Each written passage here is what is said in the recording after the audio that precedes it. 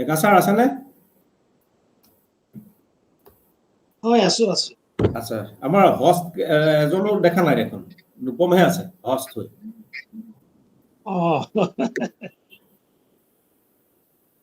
Host দুজন নাই, নুপম আছে। নুপম আছা ন?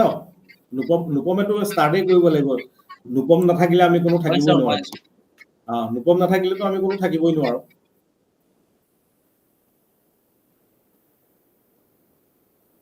তাকে জাষ্ট 5 minutes আগতহে জইন কৰিব দিছে, সেইকাৰণে তেতিয়া আহিব নেকি হোষ্ট?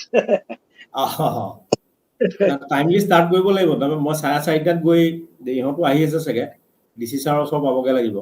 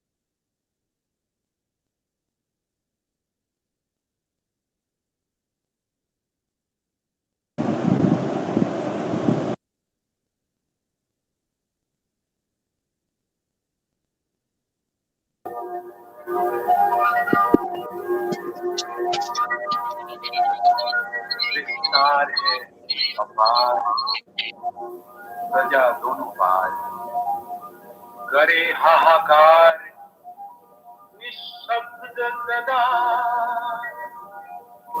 ओ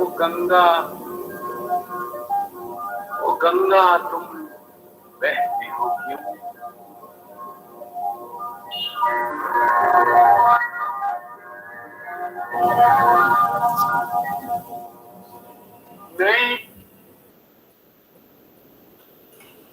যোগেন দা নমস্কাৰ।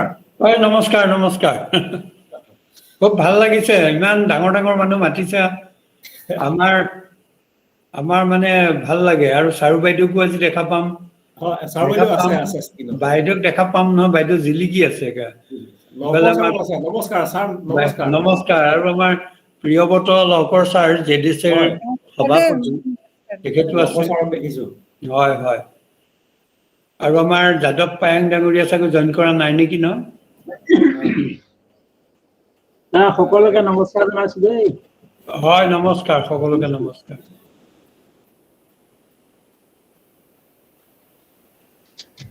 আৰু ৰঞ্জন, তোমাৰ চেহেৰা ভাল হৈছে। বন্ধত মানে ঘৰৰ ভিতৰতে খাইছো আৰু এই এই অনলাইনে চব। কভিডে মানে যাক জীয়াই ৰাখিছে, খুব ধুনীয়াকৈ ৰাখি আছে। সেইটো হয়। হয়।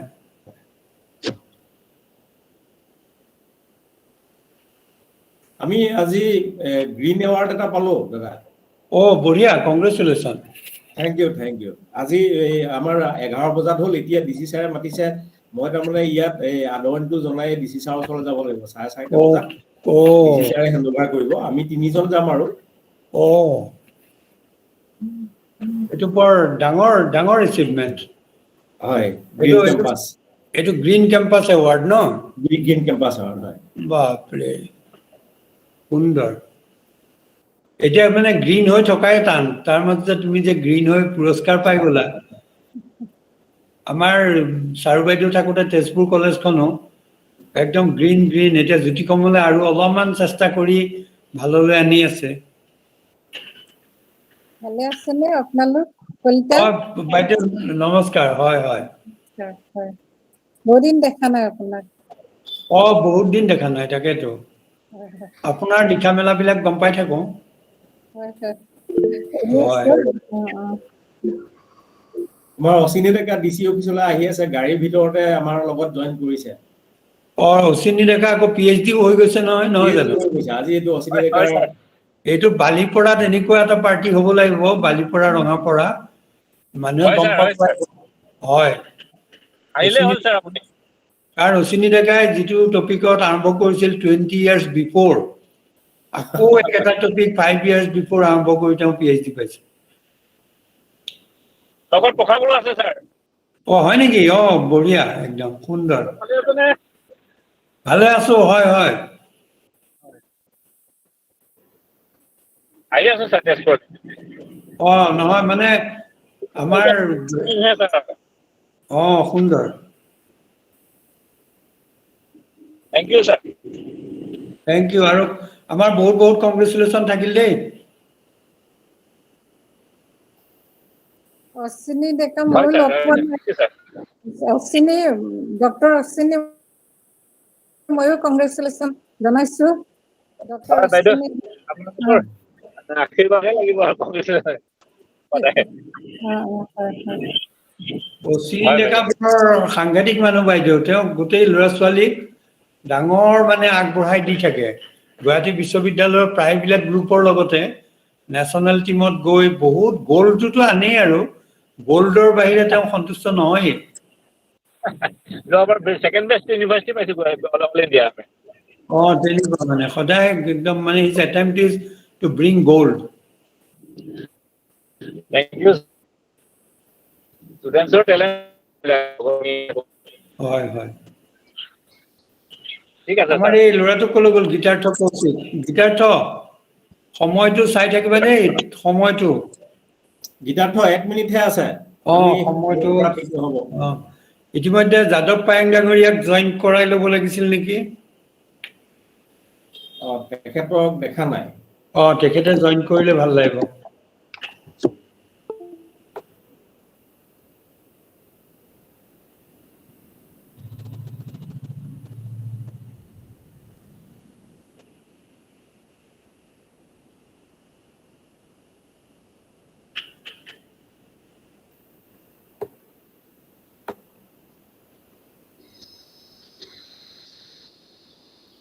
বিমান, গীতাৰ্থ ক'ত? গীতাৰ্থ জইন কৰিছা নাই? বিমান শৰ্মা। হয় ছাৰ, হয়। Hello' Gitartha, Biman. Biman Kumar Sharma head of the department সকলো ষ্টুডেণ্টক জইন কৰিব দিয়া তোমালোকৰ 250 ইতিমধ্যে হৈ যাব লাগিছিল why only 100 now পংকজ সকলো research scholars I request all of you to ask your friend to join immediately our student খিনিকো মই কৈছো সকলো ৰিকুৱেষ্ট কৰা কাৰণ we have capacity of 250 plus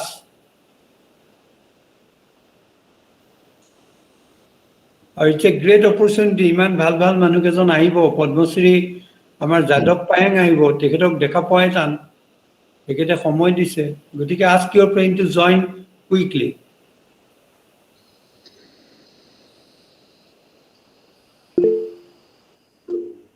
এই ৰাজশ্ৰী সংক্ৰান্তি তোমালোক আছা নেকি আমাৰ ৰিচাৰ্চ স্কলাৰ খিনিক জইন কৰিব দিয়া ইমিডিয়েট Yes, sir.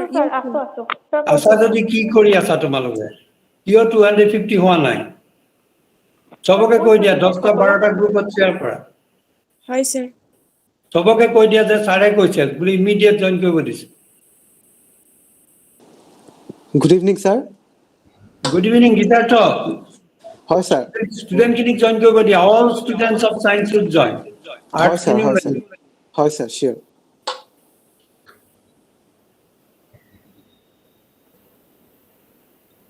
মই একাডেমিক অডিট কৰিব যাব দিনা দেখোন হাজাৰ হাজাৰ ষ্টুডেন্ট আজি কলৈ গ'ল ষ্টুডেন্ট খিনি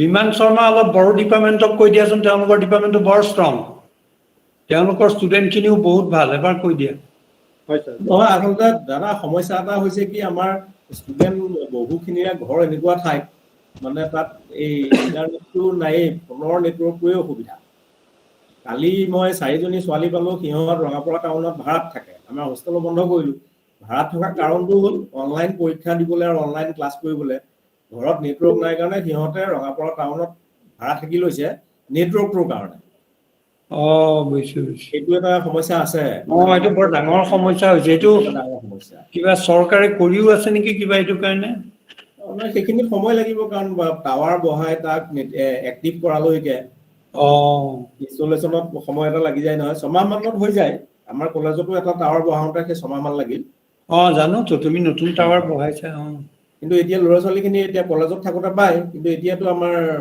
সব খালী ঘৰবিলাকত বহুতৰে সেইটো এটা সমস্যা সিহঁতে সেই আনকি অনলাইন পৰীক্ষা বহিখন ছাবমিট কৰিবলৈ সিহঁত আকৌ কৰবাত মথাৰৰ ওপৰলৈ যায়গে নাই নাই হয় হয় বহুত প্ৰব্লেম এই আমাৰ ইয়াতে মই এতিয়া কম্পিউটাৰত আছো যদিও মোবাইলটোৰেও ৰেডি হৈ আছো যদি এইটোত কাট খাই যাওঁ আকৌ সিটোত সোমাম আজি সেইটো হৈছে আজি ডিসি ছাৰে আগৰ মিটিংখনত ডিসি ছাৰৰটোতে আটাইতকৈ বেছি প্ৰব্লেম দিলে অথচ সেইটো হটলাইন ডিসি ছাৰৰ লাইনটো হটলাইন ছাৰে এনআইচিৰ পৰা বহিছিল লাষ্টত ছাৰে ভাষণটো দিছে মোবাইলৰ পৰা ডিসি ছাৰে গতিকে হটলাইনটোতে সেইটো প্ৰব্লেম আৰু সেইটো হাতত নাই নহয় এতিয়া তাতে চাগে কিবা এটা প্ৰব্লেম হ'ল যাৰ কাৰণে সেই লাইনটোত ডিসি ছাৰে কানেক্ট কৰিবই নোৱাৰে মোবাইলটোৰ পৰা তেখেতে ভাষণটো দি আৰু সামৰিলে যেনিবা কিবা তাকে বৰ এই পৰীক্ষাত কিন্তু বৰ প্ৰব্লেম এইটো বৰ problem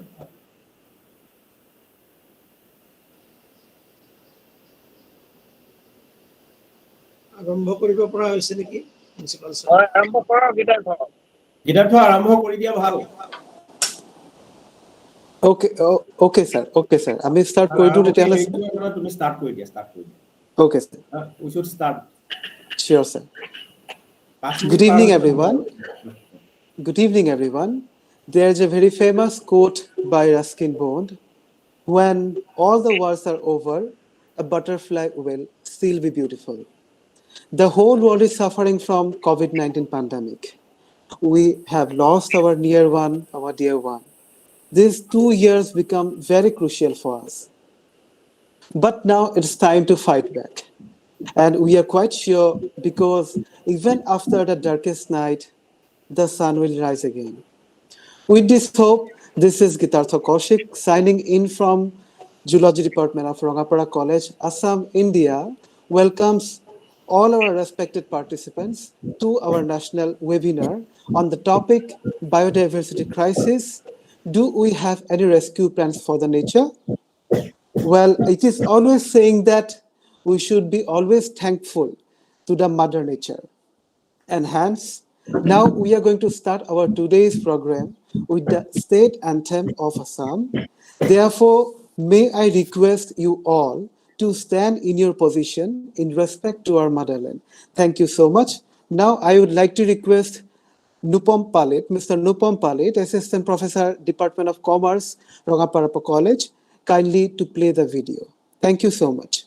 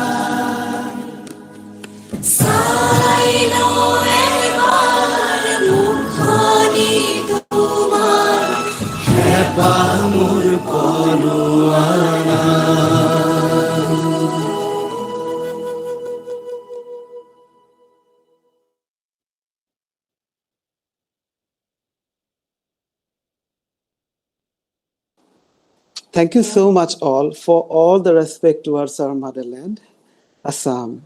Now I would like to request Dr. Ranjan Kolita, Principal, Rangapara College, to deliver his welcome speech to the gathering. Over to you, sir.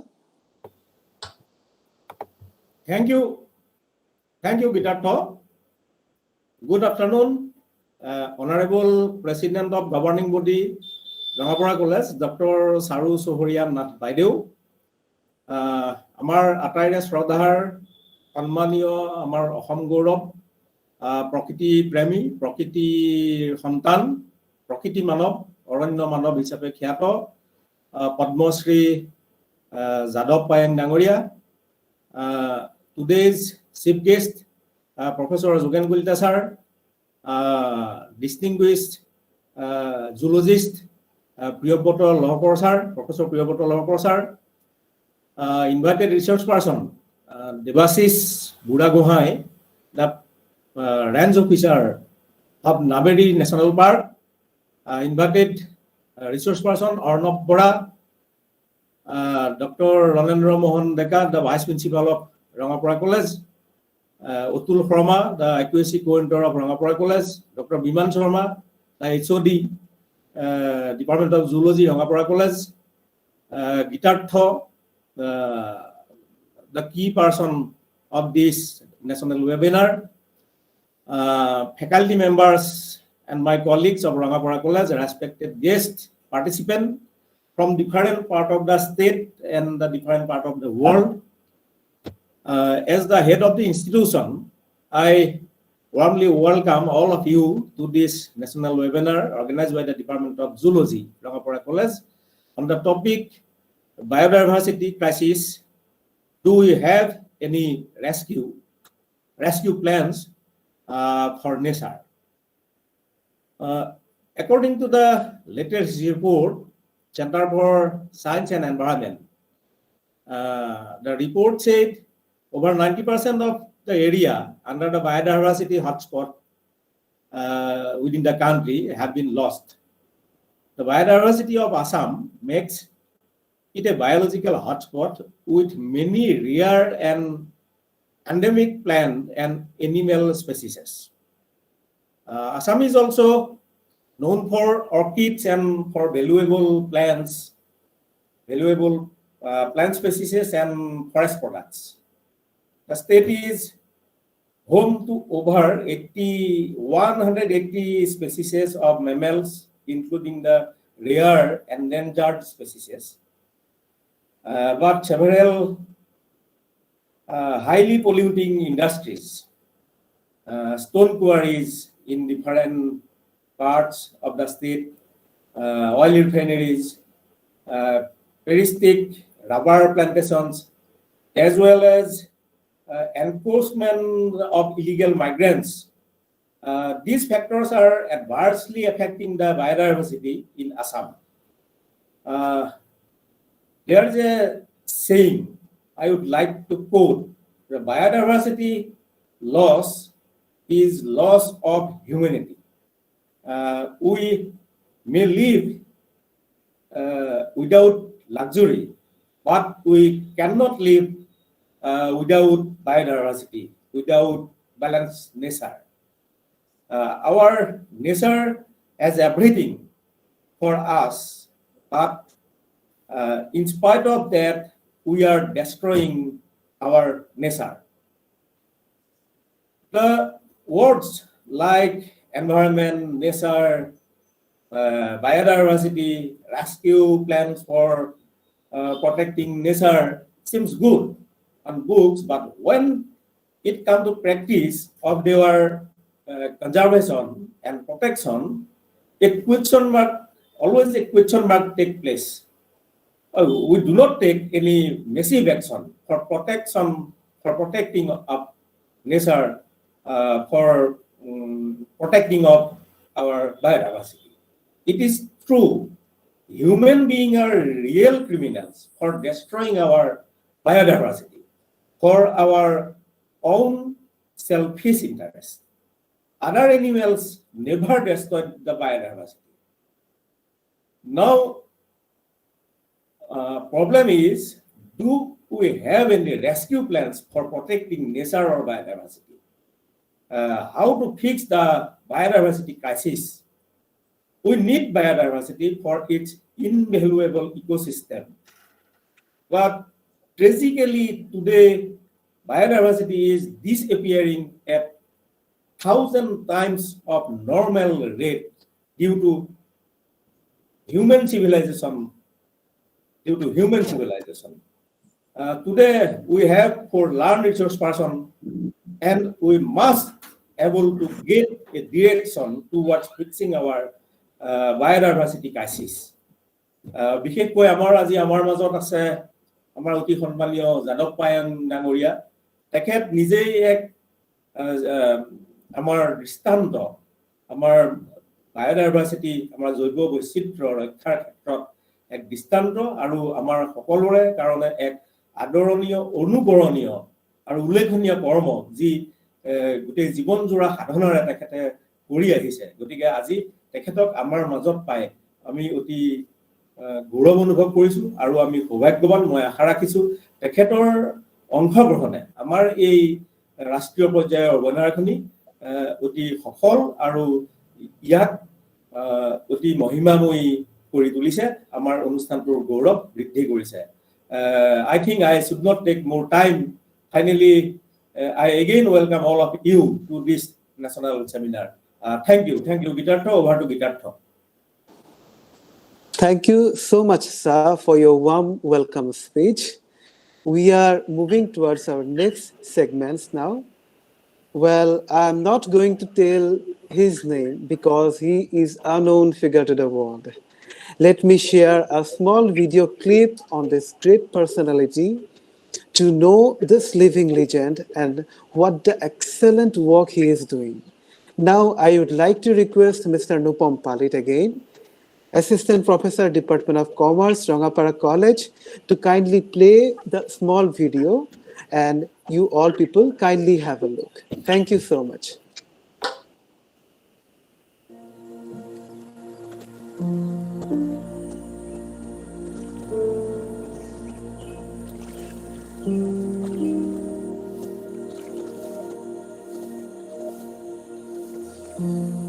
79 तो ओवरफ्लड हुआ। ओवरफ्लड होने के बाद बहुत सांप आया था। जून जुलाई तो कितनी गर्म है, वो गर्म पर सब सांप डाइट हो गया। वही दिन मैं डिसाइड कर लिया कि इसके बारे में मैं काम करेंगे।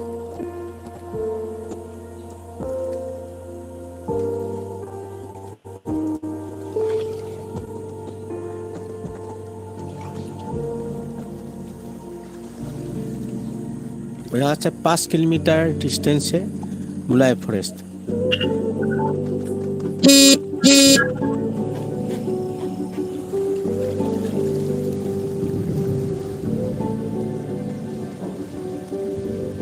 यहाँ तो पहले तो सब खाली था, अभी तो ग्रीन हुआ।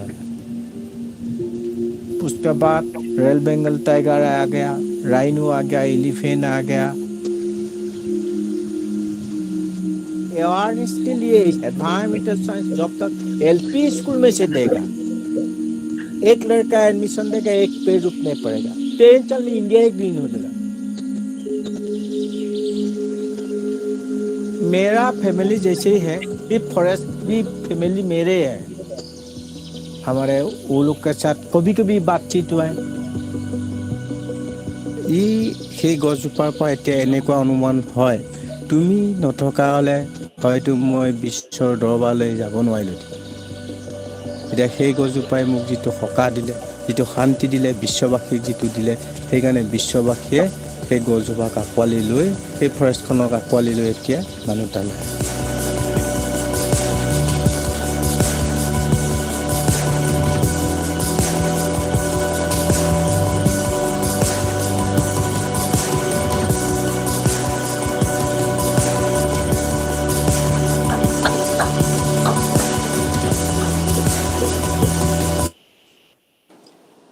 So, ladies and gentlemen, kindly put your hands together to welcome our today's special guest, Padmashri Jadav Payeng.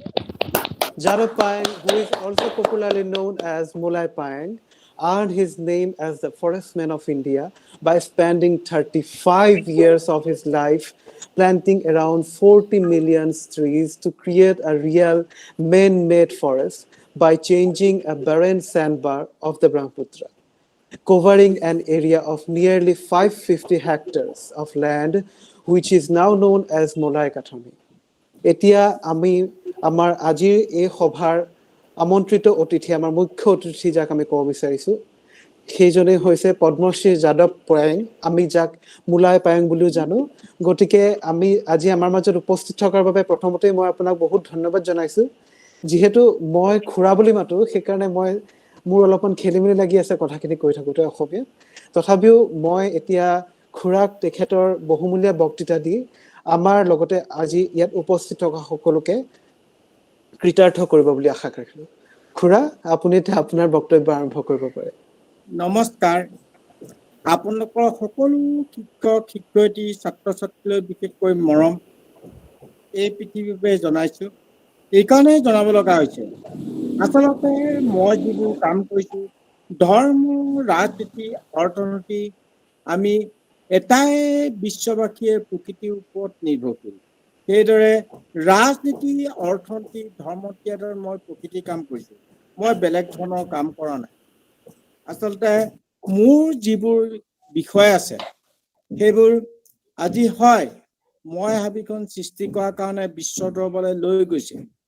এতিয়া অসমৰ সংবাদ মাধ্যম প্ৰথমতে ধন্যবাদ জনাব লাগিব, কাৰণ যিহেতু অসমৰ সংবাদ মাধ্যমে বহু দুখ কষ্ট কৰি মোৰ হাবিলৈ তাত তথ্য উদ্ঘাটন কৰি প্ৰেক্টিকেল নলেজ লৈ যিটো উদ্ঘাটন কৰি পেলাই তাত বৰ্তমান যিটো আৱিৰ্ভাৱ কৰিলে, সেইটো সঁচাই ধন্যবাদৰ পাত্ৰ। যিহেতু মই 30 বছৰ অধ্যয়ন কৰি সেই হাবিখনত সোমাই আছিলো, কিন্তু সংবাদ মাধ্যম নহ'লে আজিলৈকে হয়তো মই ওলাব পৰা নহ'লহেঁতেন। যাই নহওক, সংবাদ মাধ্যমৰ আশীৰ্বাদ, অসমৰ 3,20,00,000 মানুহৰ আশীৰ্বাদ, ভাৰতীয় 130 কোটি মানুহৰ আশীৰ্বাদ, পৃথিৱীৰ 700 কোটি মানুহৰ আশীৰ্বাদ লৈ মই বিশ্বৰ দৰবাৰলৈ গ'লো। পৃথিৱীত কিমান কৰিব লগা কাম আছে সেই কথাটো বিশ্ববাসীয়ে জনা দৰকাৰ বৰ্তমান জানিছে কাৰণ আপোনালোক জানে যে মানুহে মানুহক চুলে মৰে আৰু নিজৰ দেউতাক ঢুকালেও বা মৃত্যুবৰণ কৰিলেও চুব নোৱাৰে COVID-19 এইটো শিকাই দিছে মানে প্ৰকৃতিয়ে শিকাই দিছে আৰু পৃথিৱীৰ বিভিন্ন দেশত গৈ সিদিনাখন মেক্সিকো যোৱা ডিচেম্বৰ মাহত যাওঁতে ইউনেস্কোৰ বেন এম্বেছাডৰক কৈছো যে এই পৰিস্থিতি কিয় হৈছে আচলতে উন্নত দেশবিলাকে আগতে প্ৰকৃতি ধ্বংস কৰিলে উন্নয়নশীল দেশবিলাকৰ বেলেঞ্চ আছে আজি বহুত গৌৰৱৰ বিষয় মই অসমৰ পৰা গৈ ভাৰতৰ পৰা বেন এম্বেছাডৰ গৈ ইউনেস্কোৰ বেন এম্বেছাডৰক এইকাৰণে ক'ব লগা হৈছে যে সমগ্ৰ বিশ্বক যদি জীয়াই থাকিবলৈ হয় তেতিয়াহ'লে সমগ্ৰ বিশ্বই বছৰেকত 7 দিন লকডাউন দিবলৈ গৈছে পৃথিৱীৰ ভাৰসাম্য গৈ যদি পৃথিৱীয়ে নাথাকে কাৰ লগত কোনে কথা পাতিব বহুত ডাঙৰ তাৎপৰ্যৰ বিষয় হৈ পৰিছে সেইকাৰণে ইউনেস্কোৰ বেন এম্বেছাডৰ মেক্সিকোৰ ৰাষ্ট্ৰপতিয়ে যিটো তাত চুক্তিনামা কৰিলে 10 বছৰ ভিছা দিছে মোক তাত বছৰেকত কাৰণ পৃথিৱীৰ যিবোৰ দেশ আছে উন্নত দেশবিলাকৰ প্ৰকৃতি যেতিয়া ধ্বংস যেতিয়া বুজি পাবলৈ ইচ্ছা কৰিছে আৰু জানিবলৈ বহুত অপাৰ তেওঁলোকে আঁকোৱালি লোৱাৰ কাৰণে তেখেতসকলক ধন্যবাদ জনাই মই 10 বছৰ চুক্তিনামাত তাত চুক্তিবদ্ধ কৰি মই চহী কৰিব লগা কাৰণ এতিয়া দেখিবলৈ পাইছো তেওঁলোকে এতিয়া ডুবৈ বন কেয়া বন লবলৈ শিকিছে তেতিয়াহ'লে চিন্তা কৰকচোন এই পৃথিৱীৰ ধ্বংসৰ মূলতে উন্নত দেশবিলাকে কি উন্নয়নশীল দেশৰ বেলেঞ্চ আছে আশা ৰাখিছো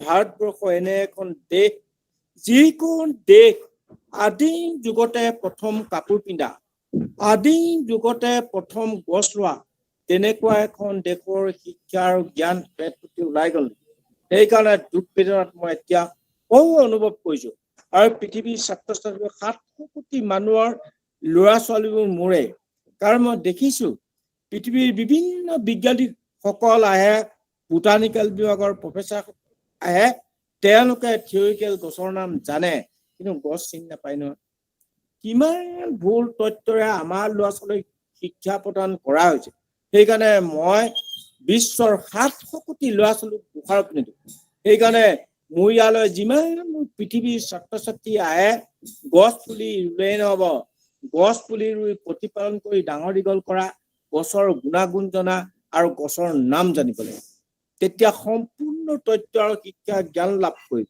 যদি পৃথিৱীয়ে নাথাকে তেতিয়াহ'লে আমি কাৰ লগত কোনে কথা পাতিব সেইকাৰণে বিশ্বখনৰ ইকনমিকেল ফৰ্ম ক্লাইমেট চেঞ্জ হেলিটনত যেতিয়া হৈছিল তেতিয়া ভাৰতৰ পৰা ইকনমিকেল লেকচাৰ এজন মোক মাতি লৈ গৈছিল তেতিয়া মই তেওঁলোকক বিশ্বৰ 195খন দেশ তাত 20,000 দৰ্শক আছিল তেতিয়া মই সুধিছিলো যে আপোনালোকসকল ইকনমিকেলৰ ওপৰত ইমান গুৰুত্ব দিছে তেতিয়াহ'লে 1 মিনিট সময় উশাহটো বন্ধ কৰকচোন অক্সিজেনৰ কিমান প্ৰয়োজন হ'ব যদি গছেই অক্সিজেন দিয়ে থকা 20,000 দৰ্শকে নিজে জীয়াই থাকিবলৈ এজোপাকে গছ ৰোৱক সমগ্ৰ বিশ্বৰ 700 কোটি মানুহে এজোপাকে গছ ৰোৱক তেতিয়া প্ৰকৃতিৰ ভাৰসাম্য ঘূৰি আহিব নহ'লে পৃথিৱীক ৰক্ষণাবেক্ষণ দিবলৈ বহু কঠিনতা আছে যে আপোনালোকসকল বিভিন্ন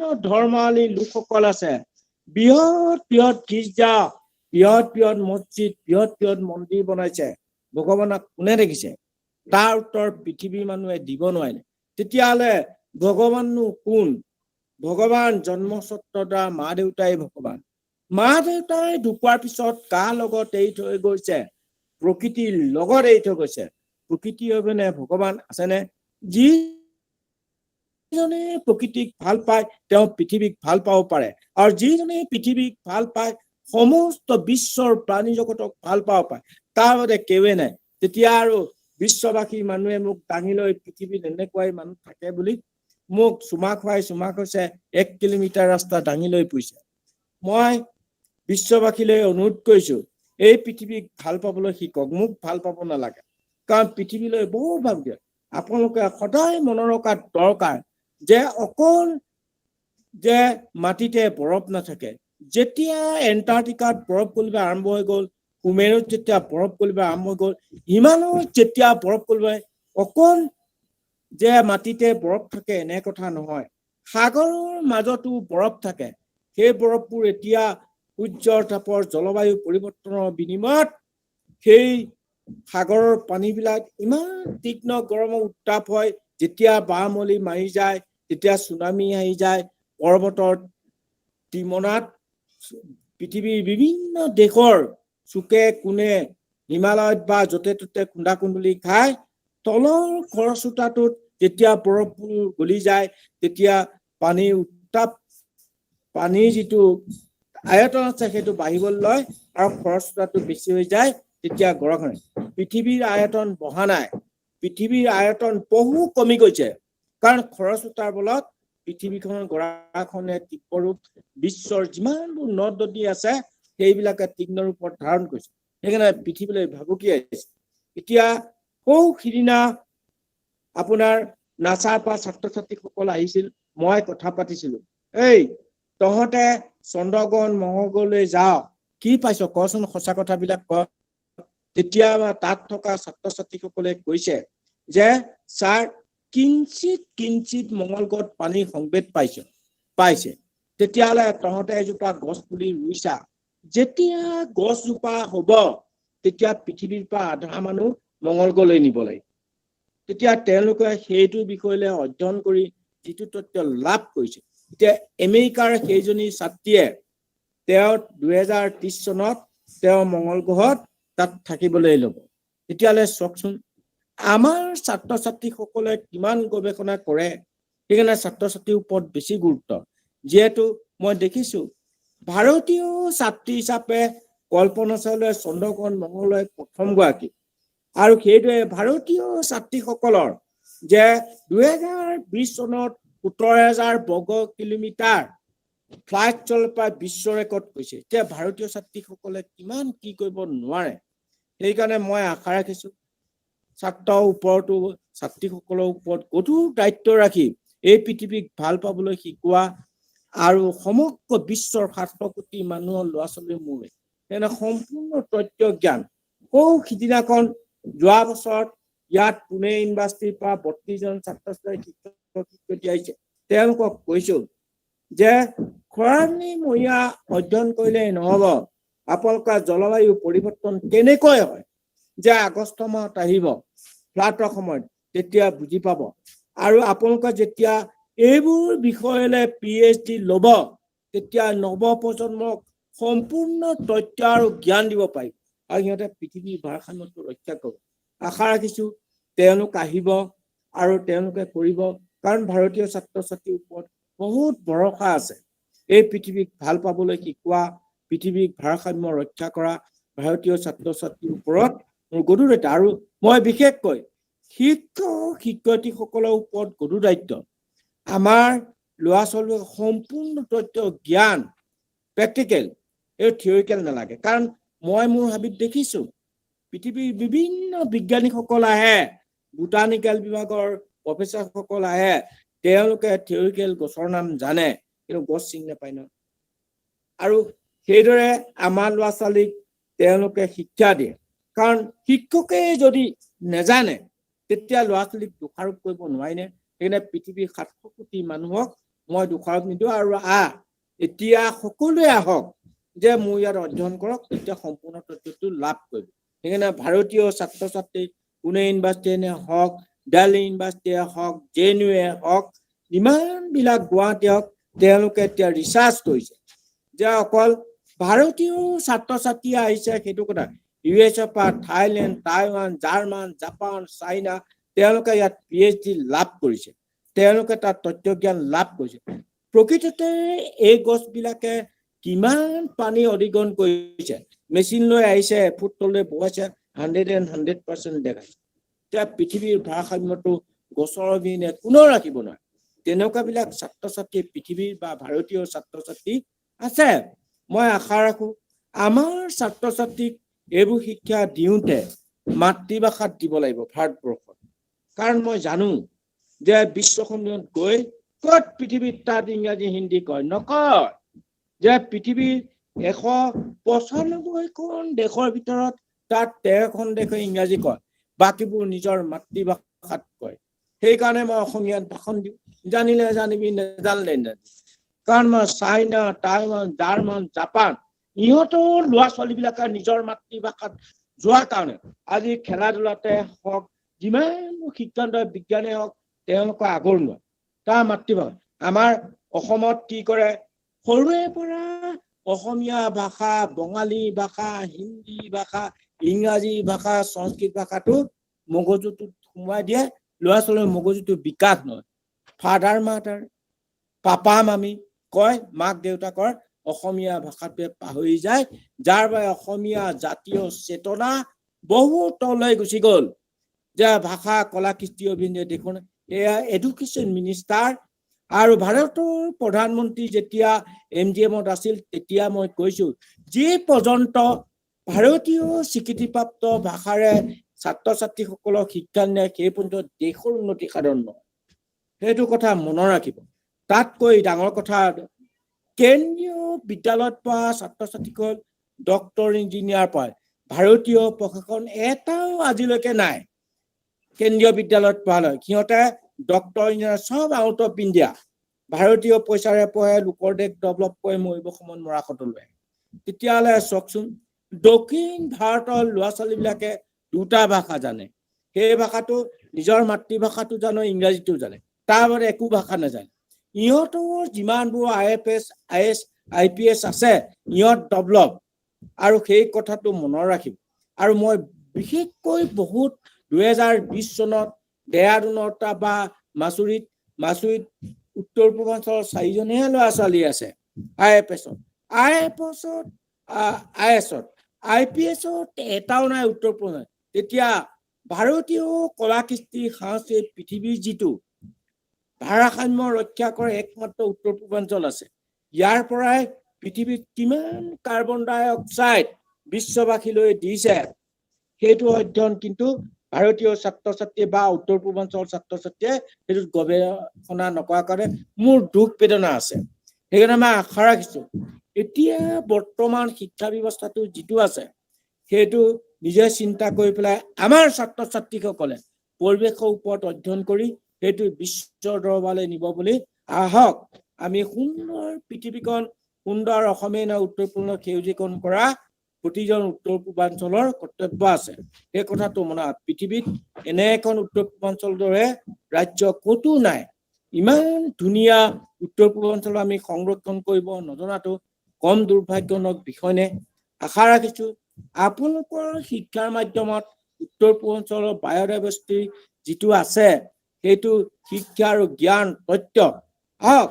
আপোনালোকে থিয়ৰিকেল শিকালেও প্ৰেক্টিকেল নলেজ দিয়াটো আহক, মোৰ ইয়ালৈ আহক। মই প্ৰতিটো গছ গছনি, প্ৰতিটো চৰাই চিৰিকটি, প্ৰতিটো পোক পৰুৱাৰ পৰা ধৰি প্ৰতিটো গছ লতাৰ পৰা ইয়াত তাহাঁতক প্ৰেক্টিকেল নলেজ। আৰু এদিন সমগ্ৰ বিশ্বই অসমৰ উত্তৰ পূৰ্বাঞ্চল আদৰ্শ ল'ব।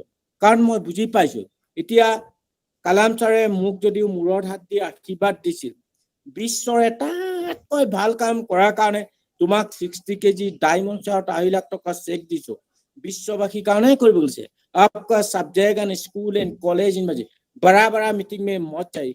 ये नहीं इंडिया में इन्वाइट करेगा ऐसे नहीं है, ऑल ओवर वर्ल्ड जब इन्वाइट का आप जान मैं 3 दिনৰ পিছৰ পৰা বিদেশ যাত্ৰা। তেনেকুৱা এজন মনীষীয়ে মোক আশীৰ্বাদ দিছে। এইকাৰণে সেইবোৰ মনীষীৰ আশীৰ্বাদ লৈ বিশ্বক পৃথিৱীক সেউজীকৰণ কৰা মোৰ যিবোৰ পদক্ষেপ সেইটো কৰিম, সেইটো মোৰ কৰ্তব্য আছে, মই কৰি যাম। এতিয়া আপোনালোকৰ আশীৰ্বাদ লৈ অসমৰ 3 কোটি 20 লাখ মানুহে নহয়, ভাৰতীয় 130 কোটি মানুহৰ আশীৰ্বাদ লৈ মেক্সিকোত ছেপ্টেম্বৰ অক্টোবৰত মই গুচি যাম, 3 মাহ থাকিব লাগিব। তাত তেওঁলোকৰ তাত মৌচুম টাইমত তেওঁলোকৰ কি গছ হয় সেইটো দিনে 1 লাখ ল'ৰা ছোৱালীৰ লগত থাকি পেলাই মই 10 বছৰ তাত ভিসা আছে আৰু তাত মই প্লেন্টেশ্যন কৰিম। আৰু অসমৰ সেউজীকৰণৰ যে তামোল আৰু নাৰিকল এজোপা 20 বছৰত 20 জোপা লৈ যাম, দুটাকে পুলি 40 জোপা হ'ব। সেইকাৰণে আশা ৰাখিছো আপোনালোকৰ আশীৰ্বাদ লৈ মোৰ যিমানবোৰ কৰিব লগা আছে সেইখিনি কৰি যাম। আৰু আপোনালোকৰ চেমিনাৰ যোগেদি সেইখিনি আমাৰ ছাত্ৰ ছাত্ৰীসকলৰ যি গুণাগত মানদণ্ড প্ৰেক্টিকেল নলেজ দিয়াটো মই খুব কামনা কৰোঁ আৰু সেইকাৰণে ভাৰত চৰকাৰ ষ্টেট গভৰ্ণমেণ্ট তেওঁলোকে বহু পদক্ষেপ লৈছে আৰু সেইটো কাৰণে মই ক্লাছ 10লৈকে নহয় ভাষা জনা দৰকাৰ কেতিয়া দৰকাৰ হয় মই উচ্চ শিক্ষা জ্ঞান ল'বলৈ যাম কলৈ যাম ইংলেণ্ডলৈ ইংলিছ ভাষা শিকি ল'ব ফ্ৰান্সলৈ যাম ফ্ৰান্সৰ ভাষা শিকি ল'ব টাইৱান যাম টাইৱানৰ ভাষা চাইনা যাম চাইনা ভাষা সেইকাৰণে ভাষা জনটো দৰকাৰ তেতিয়া শিকি ল'ব সেই বুলিয়ে সৰু কালৰ পৰা মাতৃভাষাটো এৰি পেলাই আনৰ ভাষা অধ্যয়ন কৰি তাহাঁতক শিক্ষা দিব নালাগে তেওঁ মগজুটো বিকাশ এটা আশা ৰাখিছোঁ ভাৰতীয় ছাত্ৰ ছাত্ৰীসকল পৃথিৱীত যিমানবোৰ দেশত গৈছোঁ তাহাঁতক পাওঁ তাহাঁতক এইবোৰ বিষয়লৈ কৈছোঁ সৌ সিদিনা ইউৰোপ বিশ্ববিদ্যালয়ত তাত 12জন ছাত্ৰ ছাত্ৰী পাইছিলোঁ তেওঁলোকক কৈছিলোঁ যে তোমালোকক উচ্চ শিক্ষা ল'বলৈ অহাৰ কাৰণে ধন্যবাদ জনাইছোঁ উচ্চ শিক্ষা শেষ কৰি ভাৰতলৈ ঘূৰি আহিবলৈ কৈছোঁ কিয়নো যে ভাৰতবৰ্ষত বহু কৰিব লগা কাম আছে এতিয়া দেখা পোৱা যায় দুটা ল'ৰাই ইঞ্জিনিয়াৰ পাছ কৰি সৌ সিদিনা দাৰ্জিলিঙত গৈছোঁ তেওঁলোকে তাত কাঞ্চনজংঘা অৱবাহিকাত হিমালয় নামনিত তাত দাৰ্জিলিংটো তাত ইমান প্লাষ্টিক ইউজ কৰে যাৰ বাবে 40 ফুট দলৈকে প্লাষ্টিকে যাৰ বাবে গছ গছনি মৰি গৈছে সেই দুজন ছাত্ৰ আহি ইঞ্জিনিয়াৰ পাছ কৰি তেওঁলোকে খনন কাৰ্য কৰি 40 ফুট দৰ পৰা উদ্ঘাটন কৰি তাত মাটি ভৰাই গছ পুলি 550 মই অহালৈকে ৰুইছোঁ তেনেকুৱা বিলাক ভাৰতীয় ছাত্ৰ ছাত্ৰী আছে যে ভাৰতৰ জলবায়ুৰ বিষয়লৈ ভাৰতীয় কলা কৃষ্টি সংস্কৃতি বিকাশ সেইটো তেওঁলোকৰ অধ্যয়নটো বহুত ভাল এতিয়া ল'ৰা ছোৱালীবিলাক সেইকাৰণে ভাৰতীয় ছাত্ৰ ছাত্ৰীক ধন্যবাদ জনাইছোঁ আহক তেওঁলোকে আৰু সমগ্ৰ বিশ্বৰ ছাত্ৰ ছাত্ৰীক পৃথিৱীক ভাল পাবলৈ কোভিড-19 তাক শিকাই দিছে আপোনাৰ দেউতা মা মৰিলে যদি চুব নোৱাৰে কেনেকুৱা বেমাৰ আহে কোভিড-19 শিকাই দিছে প্ৰকৃতিয়ে শিকাই দিছে তাতকৈ বিজ্ঞানীসকল কলৈ গ'ল ডক্তৰ সোপা কলৈ গ'ল ইঞ্জিনিয়াৰ সোপা কলৈ গ'ল মানুহে মানুহক চুলে মৰে নেকি তেনেকুৱা বিলাক কণ্ডিশ্যন আহি গ'ল তেওঁলোকে কিয় তাৰ আগতে তাৰ কোভিড-19 প্ৰটেকশ্যন দিব নোৱাৰিলে তাৰ দৰৱ আৱিষ্কাৰ কৰিব নোৱাৰিলে তাতকৈ দুৰ্ভাগ্যজনক বিষয় আছেনে আশা ৰাখিছোঁ আমি এই উইমেনাৰ বিলাকৰ পৰা আমাৰ ছাত্ৰ ছাত্ৰী নৱপ্ৰজন্মৰ যিমান ভৱিষ্যত কামনা এই পৃথিৱীক সেউজীকৰণ কৰা সেইটো খুব গধুৰ দায়িত্ব আছে আপোনালোকক শিক্ষক শিক্ষয়িত্ৰীলৈ অনুৰোধ কৰিছোঁ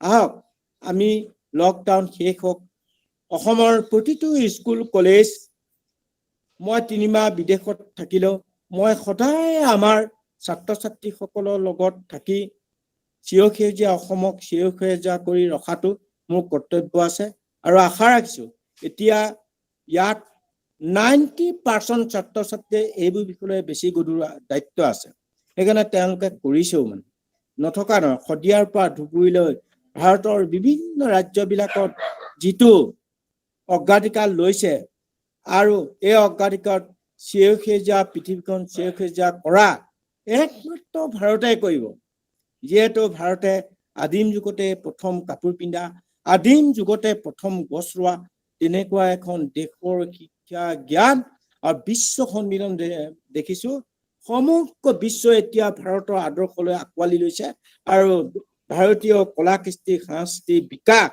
ভাৰতৰ আদৰ্শ মতে পৃথিৱীৰ চিৰসেউজীয়া কৰাৰ গুৰু দায়িত্ব যিটো লৈছে মই বিশ্ব সন্মিলনত গৈ সেইটো আপোনালোকৰ আশীৰ্বাদ লওক আৰু আপোনালোকৰ আশীৰ্বাদ লৈছোঁ মই যিমান দিন থাকোঁ সদায় ছাত্ৰ ছাত্ৰী আৰু যিমানখিনি আছে সেইখিনিৰ লগত থাকি যে পৃথিৱীৰ ভাৰসাম্য কথাৰে মই ৰক্ষা কৰিবলৈ তেওঁলোকক অনুৰোধ কৰিম পৃথিৱীখন থাকিলে আমি কথা পাতিম এইকাৰণে পৃথিৱীলৈ কিমান ভাবুকি আহিছে এইখিনি সংৰক্ষণ কৰা কি ক্ষমতা আছে এইখিনি মই ছাত্ৰ ছাত্ৰীসকলক দি তেওঁলোকক মগজুটো বিকাশ কৰি এই পৃথিৱীক ভাল পাবলৈ শিকোৱাটো মোৰ প্ৰতিজন ভাৰতীয় ছাত্ৰ ছাত্ৰীৰ ওপৰত গুৰু দায়িত্ব আছে সেইকাৰণে মই সেই কামটোকে কৰি আজি আপোনালোকৰ ৱেবিনাৰটো ইমানকে কৈ মোৰ বক্তব্যটো সামৰণি মাৰিছোঁ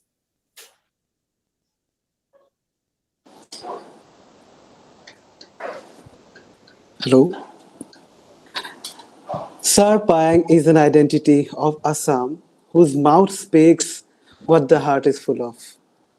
আপোনালোকে সকলোৱে গমেই পাইছে চাগে তেওঁ বৰ্তমান খেতি পথাৰৰ পৰা আহিছে, গতিকে তেওঁৰ যি সাজ সজ্জা দেখিছে তাতে তেওঁলোকে গম পাইছে যে তেওঁ এতিয়া খেতি পথাৰৰ পৰা আহি তেওঁ আপোনালোকৰ সন্মুখত তেওঁৰ বক্তৃতা দাঙি ধৰিছে। গতিকে এতিয়া মই কি ক'ম, as we have participants from various places of India and from Bangladesh, Pakistan, Japan, Indonesia, and Sri Lanka, and hence to interpret the session into English, I would like to request Dr. Pamela Sharma, Assistant Professor, Department of English, Rangapara College, to act as an interpreter to the forestman's speech into English for our non-Assamese and our overseas friends. Over to you, Ma'am Pamela. Thank you, Dr. Gitartha Kaushik. I hope I'm audible, sir. Yes, ma'am, you are absolutely audible, ma'am. Thank you, sir. So it's a great pleasure and an honor on my part, actually, to be an interpreter of Payeng sir's, speech. What a riveting speech, I must say that. Now, we all know him as a beloved forestman of India, a moniker which has been conferred to him by the Jawaharlal Nehru University in 2012. We already know his thoughts, what he has been doing. I don't have to give a separate introduction about him. His name itself speaks volumes. Teketor naam kole ami sobe janu. Now, what he, for our non-Assamese speakers, what the speech itself was quite riveting, actually. He mentioned quite a number of things. I'll just, somehow try to summarize what he wanted to convey to our listeners, to our audience. First of all, the most important thing which he talked about was, actually conserving biodiversity. That without the, throbbing biodiversity, where are we? He has gone to many global platforms where people were talking about, economy related things, other things. But the main question which he always carries in his heart is how are we going to contribute, in preserving biodiversity? What is humanity going to do? What are we going to do? And for the future generation, what are we going to leave for them? Right? Our children are our future generation. What kind of gift are we going to leave for them? That, I think, is a pertinent question in his mind. And he also believes that we should, have this question in our mind. How are we going to conserve this? And that is where I think he, again and again, he talked about the role of teachers. How, as teachers, we have to, tell our students, we have to teach our students how to conserve biodiversity. In his many interviews, not only this webinar, I have heard him talking about, environmental activists, how we need universities, how we need schools where we can, we have teachers who will encourage them to learn about our indigenous plants, indigenous seeds and all. And the very beautiful thing what he said was, we need to do it in our own mother tongue, because that is our identity কথাটো দেখাতে কৈছে যে আমি identity, if we need to understand the thing, even if it's about biodiversity, even if it is about knowing plants and seeds, about climate preservation, we need to learn it through our own language. Sir has given many examples. He talked about Darjeeling. He in his other interviews also he has talked about the ban of single-use plastics, I believe, how harmful it is for our climate. And he has talked about his own agreement with the Mexican government, where he has been granted a visa for 10 years, how he is going to, plant almost, I think, 7 lakhs of plants there, quite an ambitious project. And sir is going to do that. And looking at him, we need to feel encouraged as audience, looking at his work, I feel he also wants us to feel encouraged to, look for some kind of ways in which we can conserve biodiversity. I think these are some of the points which he wanted to highlight in his speech. And I hope I tried to summarize his speech as best as I could. Thank you. Thank you so much, Ma'am Pamela, for the excellent interpretation. I will definitely say. I'm quite sure our participants have got the essence of the forestman talk through your conversion. Now we are moving towards our next program, and for that, I would like to request Dr. Lakshmi Mosahari, Assistant Professor, Department of Physics, Rangapara College, to kindly introduce our first resource person to the gathering. Over to you, Ma'am Lakshmi. Hello, am I audible, Dr. Kitartha? Yes, ma'am, you are absolutely audible. Okay, good to go. Good evening to one and all present here. Thank you, Dr. Kitartha, for giving me the opportunity to introduce our very first resource person of this session. We know all the living organisms present on Earth is known as biodiversity. But with each passing time, there has been an extinction of some species for both plants and animals worldwide, resulting in a loss of biological diversity. Many environmental organizations have been campaigning to prevent the biodiversity loss for decades. So, how to conserve biodiversity, how to protect and have a proper scientific management of biodiversity so as to have sustainable benefits for the present and future generations, which is what our first speaker of this webinar will be sharing his expertise on for the next couple of minutes. He is none other than Mr. Debashis Buragoy, who has achieved a lot at a young age. He is a Range Forest Officer, Nameri Wildlife Range, Potasali Tiger Reserve, and National Park.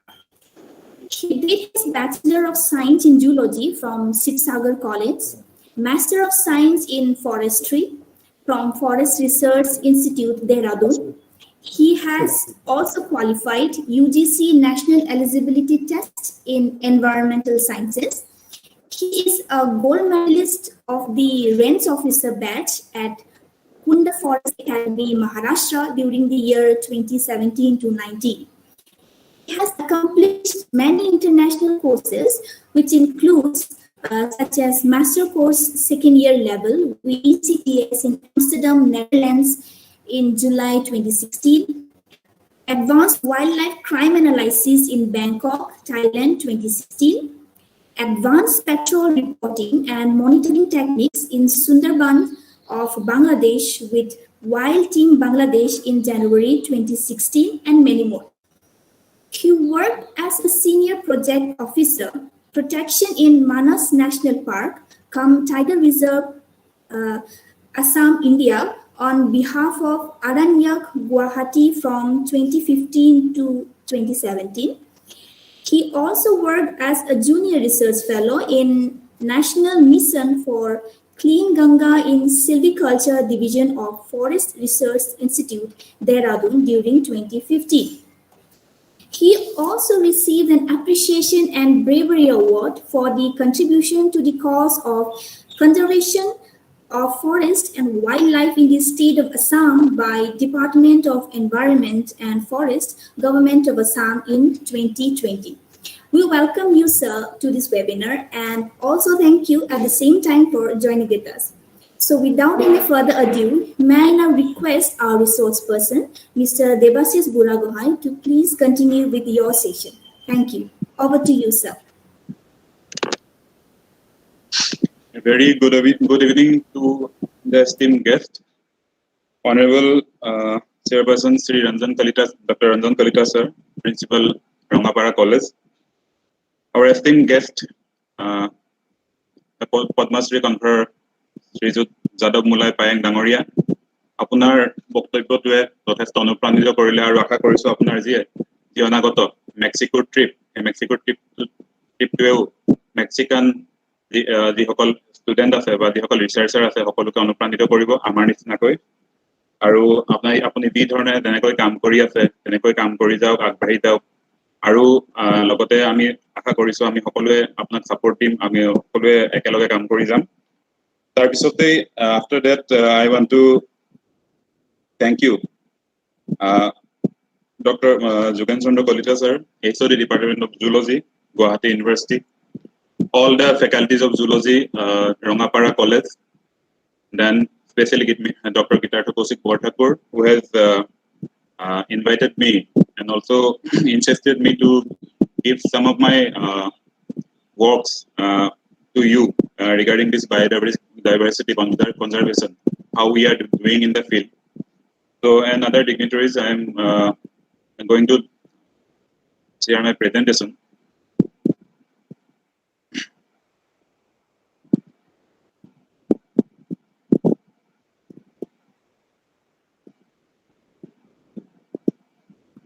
Is it visible?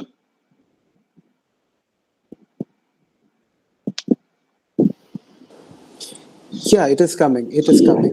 Yeah, in slideshow, right? Yeah, visible. Okay. So here I'm going to talk about biodiversity conservation in at a field level approach.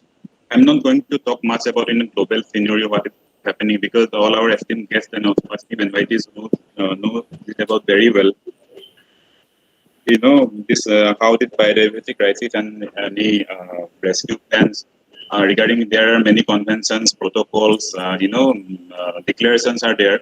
So I'm not going to deal with all such details, but yeah, just as a glimpse, I'm going to cover it because without giving the preliminary things, my whole talk might be incomplete. But in my very first slide, that I think everybody can see, this is these all are the state symbols of Assam regarding the biodiversity.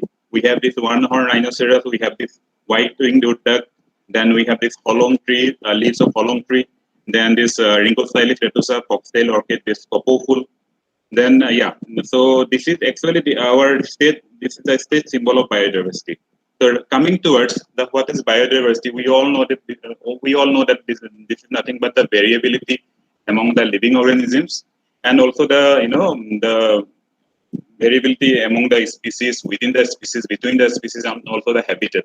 So I am deriving this definition from the Biological Diversity Act 2002, and there are many definitions in ecological terms, and so because as a law enforcement agency, so we usually prefer this legal terminologies and as per the act. So yeah, these are just kind of glimpse of what are the types of biodiversity. I'm not going to much detail. So the thing is that why biodiversity crisis is happening. We all know that habitat loss of what? Habitat loss of our wild organisms, wild animals, and overharvesting. That means overharvesting of our bioresources. Then there are many areas like exotics like lantana camera, Eupatorium odoratum. In Assamese we call it as buful. Then Parthenium is there. Then our Germany bone, so among Assamian Germany bone. এইবোৰৰ কাৰণে আমাৰ লাহে লাহে যিখিনি আমাৰ local local plant খিনি আছে, এই প্লান্ট খিনি কমি আহিছে আৰু তাৰ লগে লগে আমাৰ যি লোকেল এনিমেলৰ বাসভূমি খিনি কমি আহিছে. So I'm highlighting all this crisis because I am going to talk how we deal with the biodiversity crisis in the field. Actually, being the rainforest officer of Namiri, how we are dealing all such issues in the field. So pollution, yes, we know how pollution is increasing. So because of these factors, we can see this. There are many fragmentation of habitat, fragmentation of animal families. We all know about the how the hollow gibbons, crossing through this because of the trespassing of this railway line, how the hollow gibbons are being separated. We all know about all these things. So also the demographic instability in the inbreeding, because we know that inbreeding causes the lower quality of the offspring. So that whole the whole declining of the population, and also there is some individuals are there which are already acting in the wild, and extinct the wild, and some already extinct. So we all know about the phenomena of Calvania mother and dodo bird, and also about our beloved pink-headed duck, which is in an extinct position now. So coming to the biodiversity of India, so we all know that India has the 4 biodiversity hotspots, and also it is India is the harbor of world's big portion of individuals biodiversity. So I'm not going to read through all these things. So it is there. So India is actually privileged with 7 Unesco Natural World Heritage Sites. And can anybody tell? I'm just asking the students, not the teachers and the professors. I'm just asking the students. Can anybody tell the names of the 2 UNESCO World Heritage Sites in Assam? অসমত থকা 2খন UNESCO World Heritage Siteৰ নাম কোনোবাই জানে নেকি?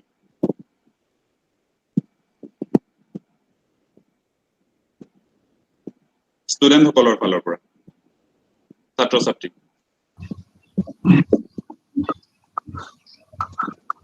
Sir, Kaziranga aru Manas. Manas, okay. And also এখন biosphere reserve আছে অসমত দুখন আছে biosphere reserve, sorry. কোনোৱে ক'ব পাৰিব? Sir Devashish, আপোনাৰ slide কিখন move হোৱা নাই কিন্তু হা? So it is কোনটো আছে এইটো? আপোনাৰ first slide খনতে আছে biodiversity conserve. এতিয়া হৈছে so it happen actually. Let me switch off my video first. So it is there. Yes. If you share the whole window, then it will be easier for us to view the complete screen. I'm sharing the whole window. Okay, no problem. You can carry on. Okay, let me Thank you out. so much. Shall I continue or like I'll do it redo?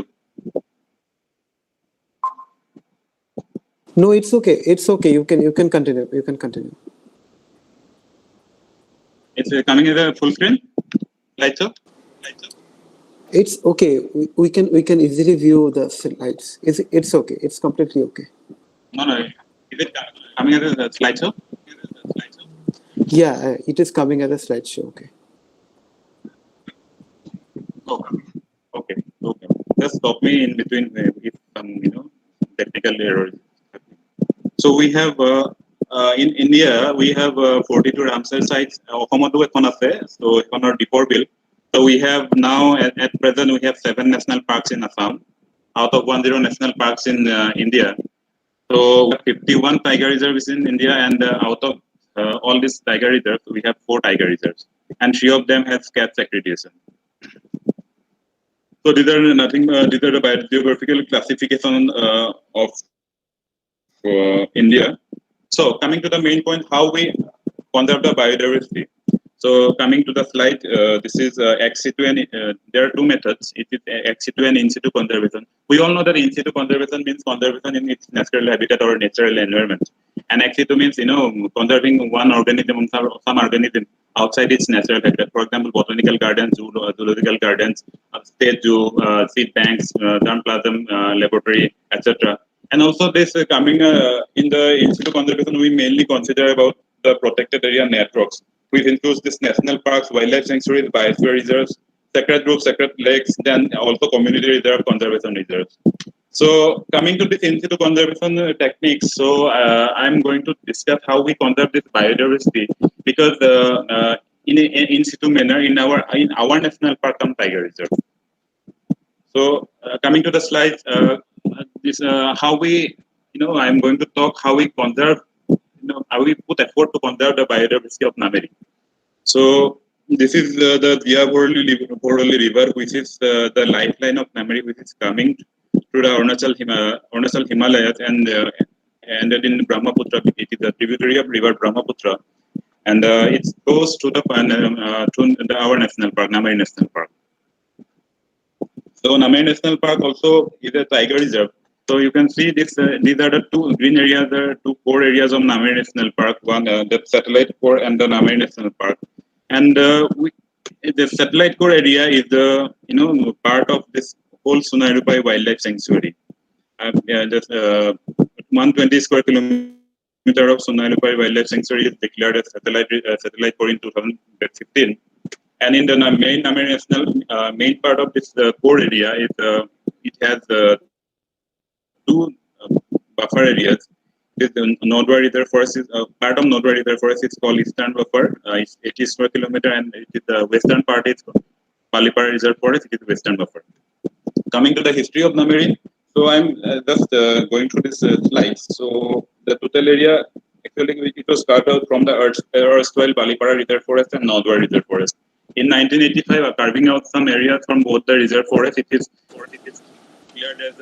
declared as a wildlife sanctuary. That is 200 square kilometers. Devashish sir, in 1998, it is the wildlife sanctuary. Slides are not moving.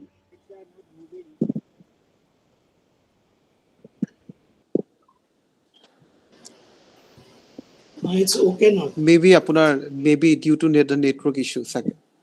Okay.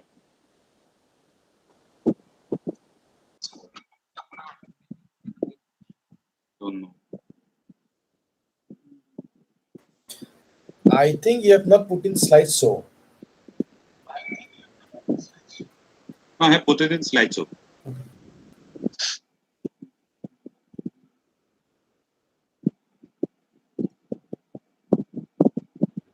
Sir, can you stop the slideshow? I think that then it will move. The slides will move.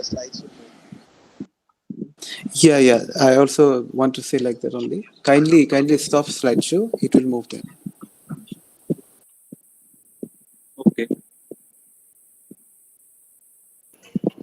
Please stop and present again, I think. Then it will work. It is coming or? Not yet.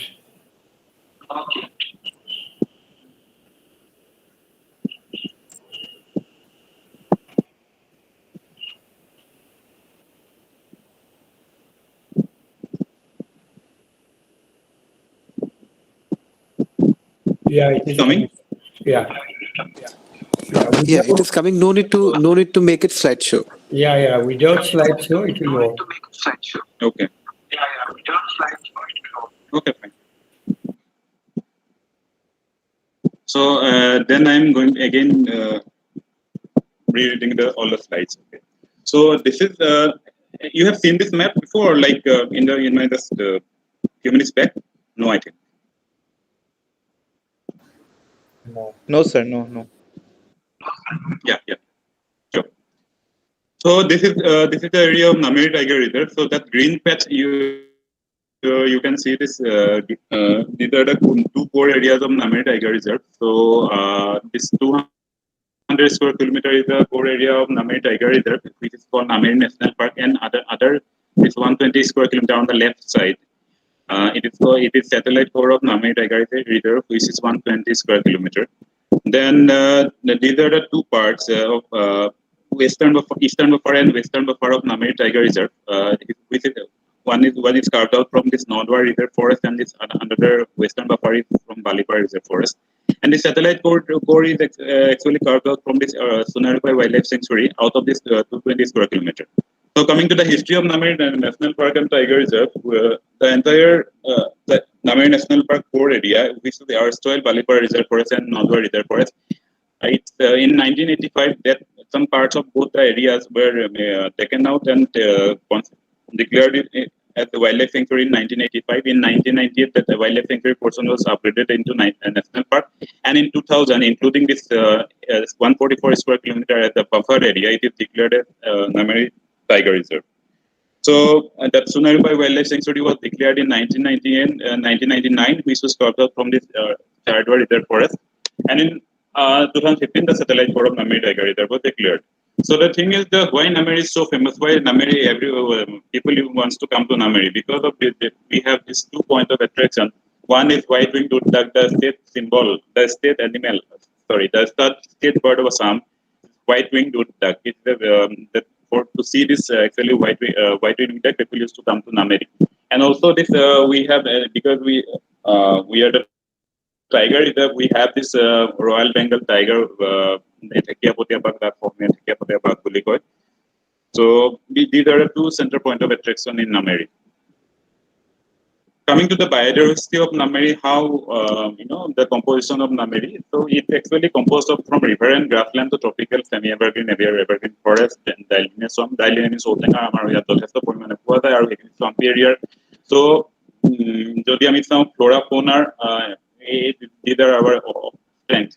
Actually, I don't write directly the total exact number because in biological world, in scientific world, nothing is permanent. Each and every day we discover new species, new organisms. So 130 plus, 40 plus. That's why I'm writing it like that. So far 130 has been recorded. We hope that 130 plus is there. So like that. But in 2005, there is one research paper by our present DFO Pankaj Sharma sir. So and Manburwa. So they have actually they have published one research paper on the fauna of Nameri, It includes 374 species of birds in Nameri. So this is the strength of biodiversity of Nameri. Coming to the forest, you can see this is, kind of, it is tropical hill forest, and it is a moist deciduous forest. It's a patch of mostly deciduous forest. And this is the whole typical landscape of Nameri. This is the one of the tributary of Ziavoroli called Khadi. You can see the forest patches nearby. There are pebbles, there are these grasslands, woodlands. So this is the typical composition of Nameri, floristic composition of Nameri. So there are many streams running through this forest, and we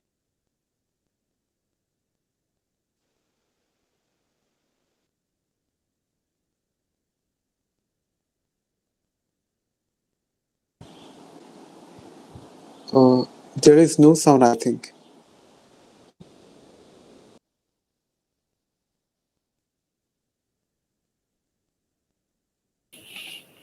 Yeah, maybe network issue.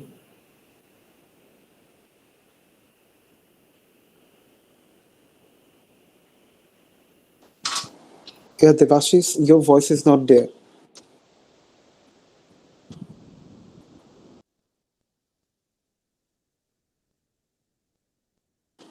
Actually, as our resource person is inside the national park, so inside the national park, then the mobile connectivity is very low, and that's why he is facing these issues. Sorry for the interruption from his side. He will come again just for a few seconds.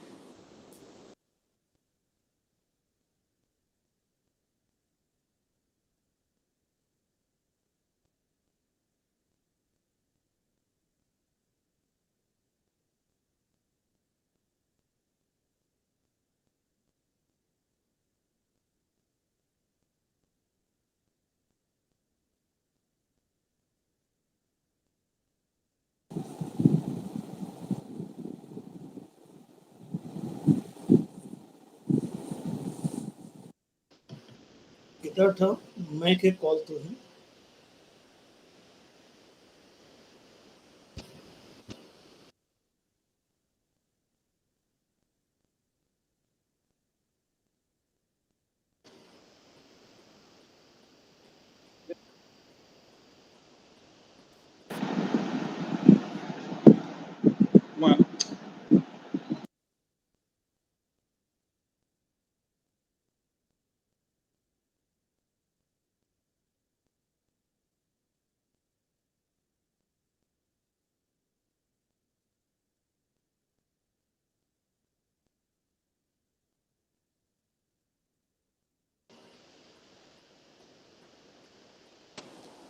Sir তেখেত আহি আছে sir অলপমান network issue হোৱাৰ কাৰণে তেখেত বাহিৰত Gucci গৈছে বাহিৰৰ পৰা কৰি আছে sir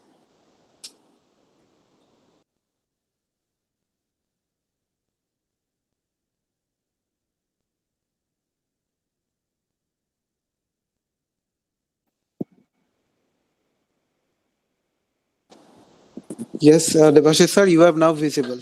Your slides are visible now.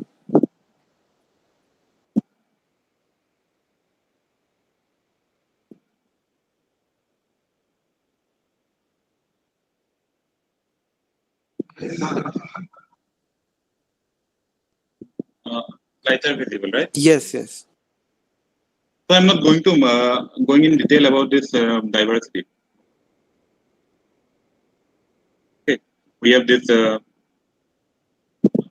Yeah, but we have good number of butterfly diversity. Yeah, I want to emphasize in this slide. We have. I am in reptilian diversity slide.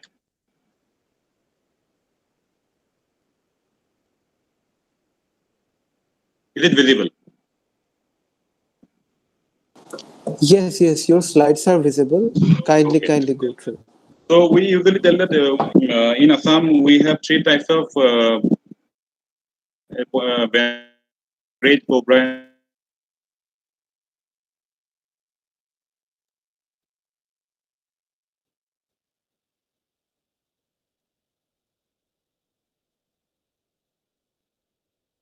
Network বহুত হয় week sir যেন হয় sir পাইছো নেটৱৰ্কটো sir বহুত week sir national পাৰ্কৰ ভিতৰত আছে যে স্যাৰ সেইকাৰণে নেটৱৰ্ক পোৱা নাই স্যাৰ আদাৰৱাইজ বিউটিফুল আছিলে একদম হয় স্যাৰ বিউটিফুল প্ৰেজেন্টেশ্যন স্লাইডছ বিলাক ইমান ধুনীয়া হয় স্যাৰ মই আকৌ এটা ফোন আকৌ কৈছে নেকি হ'ব লাহে লাহে কৰা হয় হয় দেৱাশিষ আপোনাৰ মানে আকৌ শ্লাইড অহা নাই শ্লাইড অহা নাই my network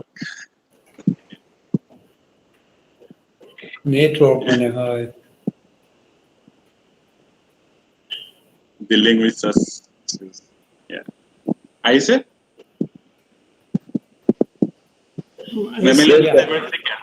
স্যাৰ হয় আহিছে yeah so যদি মাজতে নাইকিয়া হৈ যায় কৈ দিব উপায় নাই মানে ঠিক বেয়া আছে নাপাব দেই প্লিজ কন্টিনিউ বঢ়িয়া বিউটিফুল স্লাইডছ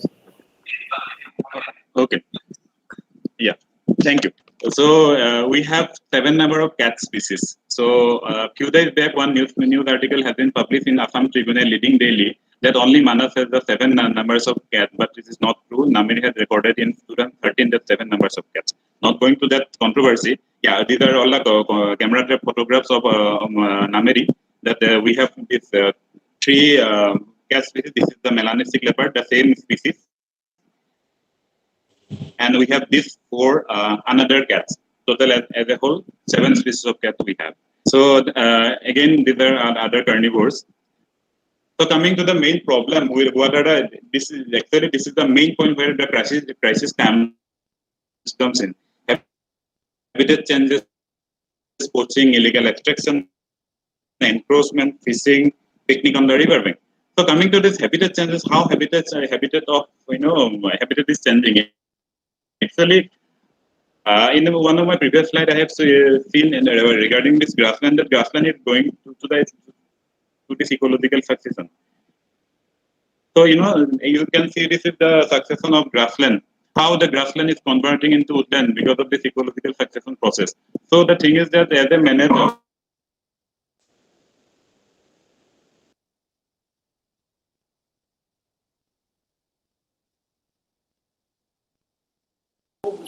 আকৌ গুচি স্যাৰ গ'ল আকৌ হৈছে গ'ল তেখেতক জনাই দিয়া হয় স্যাৰ হয় স্যাৰ তোমালোকৰ ৰঙাপৰাৰো নেটৱৰ্ক বৰ উইক কাৰণ মোৰ কথাখিনিও বহুত সময় বেলিকৈহে আহিছে গীতাৰ্থ ৰঙাপৰাত আছে নে গুৱাহাটীত আছে স্যাৰ মই গুৱাহাটীত স্যাৰ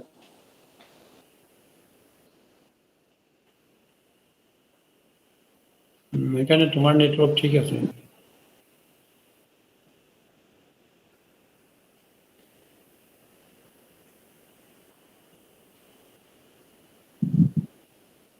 তেখেতক কৈ দিয়া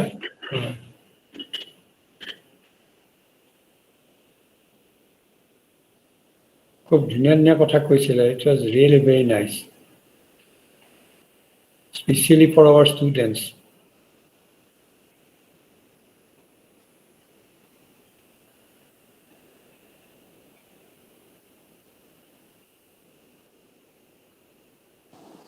So now he is connecting from a different network. So just wait for one Yeah, so minute. মই এটা কাম কৰোঁ মই মানে এতিয়া যেতিয়ালৈকে মই স্লাইডছটো শ্বেয়াৰ কৰোঁ তেতিয়া মই মোৰ নিজৰ টপখিনি কথাখিনি কৈ যাওঁ সেইটো বেছি বেটাৰ হ'ব নেকি কাৰণ if we talk about this poaching so we have this poaching of we don't have rhino many people think about that only in Assam rhino poaching happens but it is not true as an administrator I used to say that we have not only in Nameri in other parts also there are poaching of deer that are main prey base of tigers so actually this is creating problem because all the buffer areas are dominated by our indigenous people and some people was dependent on previously dependent on the this pohumankho deer meat so there are these are the problems so we are tackling these problems by any means like sometimes we are doing arresting the offense arresting the accused. There was one incident that where one a poacher got killed during the cross firing. So yeah, these are some of the issues that that is prevailing in Namedi.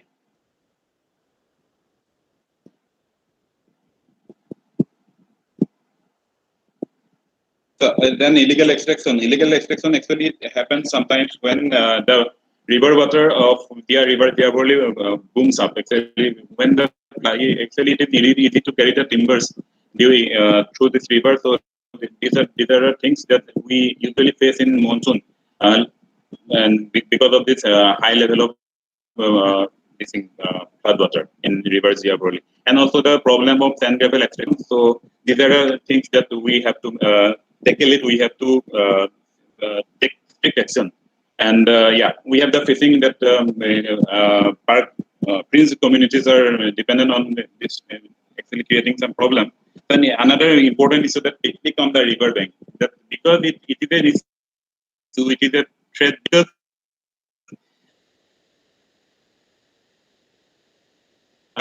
all the garbage of picnic goes to the river, and this river is the harbor of some good important fish species like golden master, labio, calvasu, etc. So yeah, these are the things. And kind of coming to the management intervention, how we manage all this, also how we face all such issues. Actually, the first and foremost, being the law enforcement agency,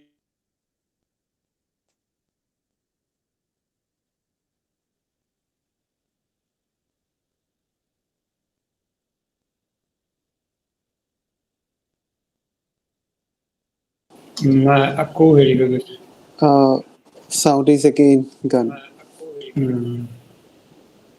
নেটৱৰ্কটোৱে support কৰা নাই Yes, sir. So can we carry the second resource? Which is the second resource person? No, you can do one thing. Bring the PPT through email to you. Yes, sir. And from here you present, and we will speak. That you can do. গীতাৰ্থলৈ যদি দেৱাশিষে পঠাই দিয়ে ইমেইলত, গীতাৰ্থই present কৰি দিব শ্লাইডখিনি। গীতাৰ্থৰ network is strong as he is at Guwahati. So I think Devashish can do that. Hi, sir. You show the slide, Devashish. Sir, এটা mail to আহিব লাগে। email, yeah. Email, I think you can try. Hi.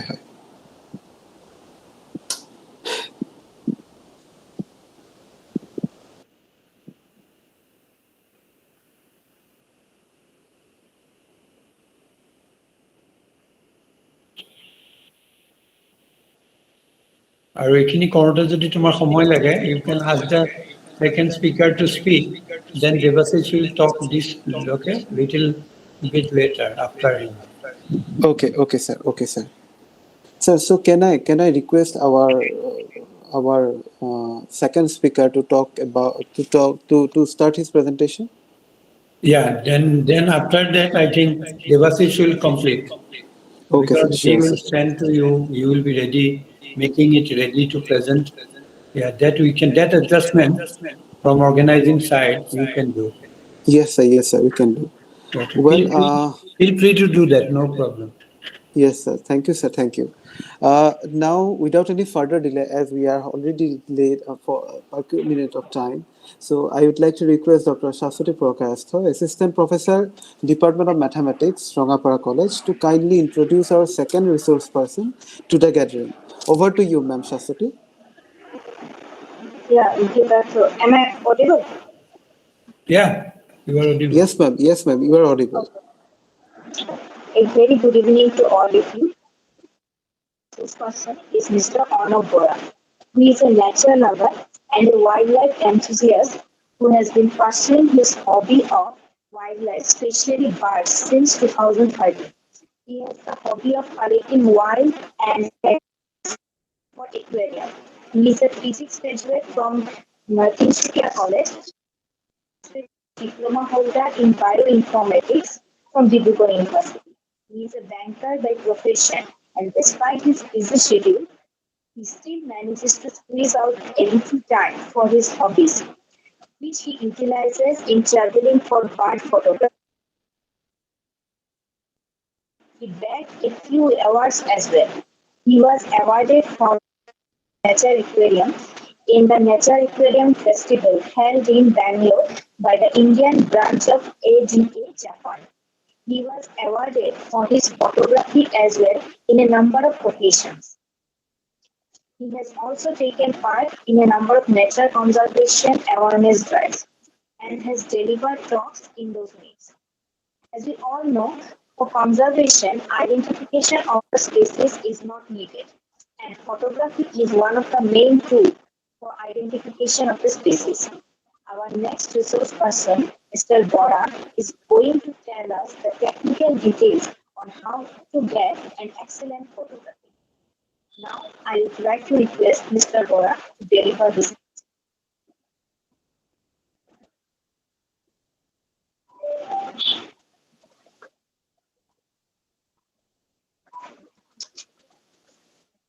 Over to you, Mr. Honorable.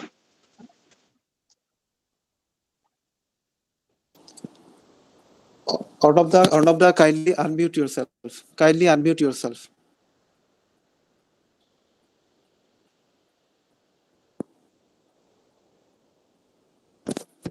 Arnabda, kindly unmute yourself. We are not. It is not possible for us to listen to you now. Kindly unmute yourself.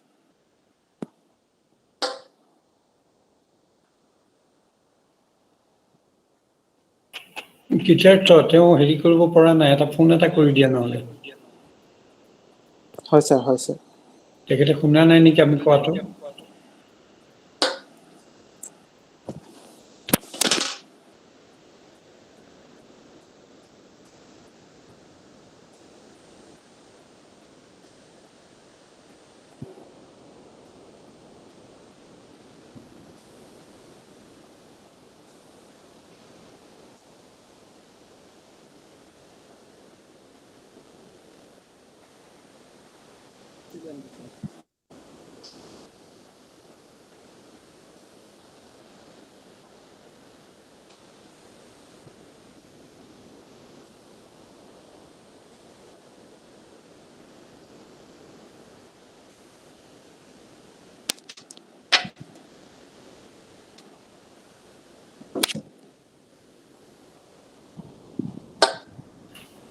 Sir, his phone is connected, but he is not accepting, not receiving the call. তেখেতে somehow he was supposed to know কোনোবা টাইমৰ বন্ধু আপুনি ওচৰতে কৈ দিব পৰা Hello, Arnabda.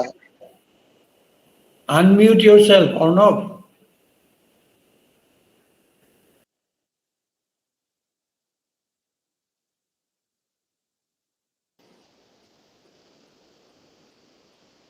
Maybe he is also inside the park or inside the jungle.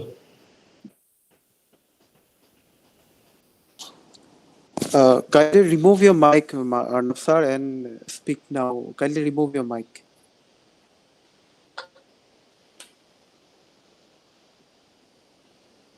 So these days we are facing lots of network issues. No, now also your voice is not listenable. Just a second.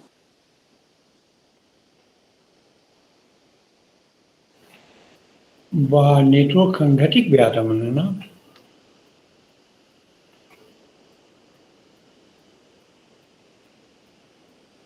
It's really a big problem for students.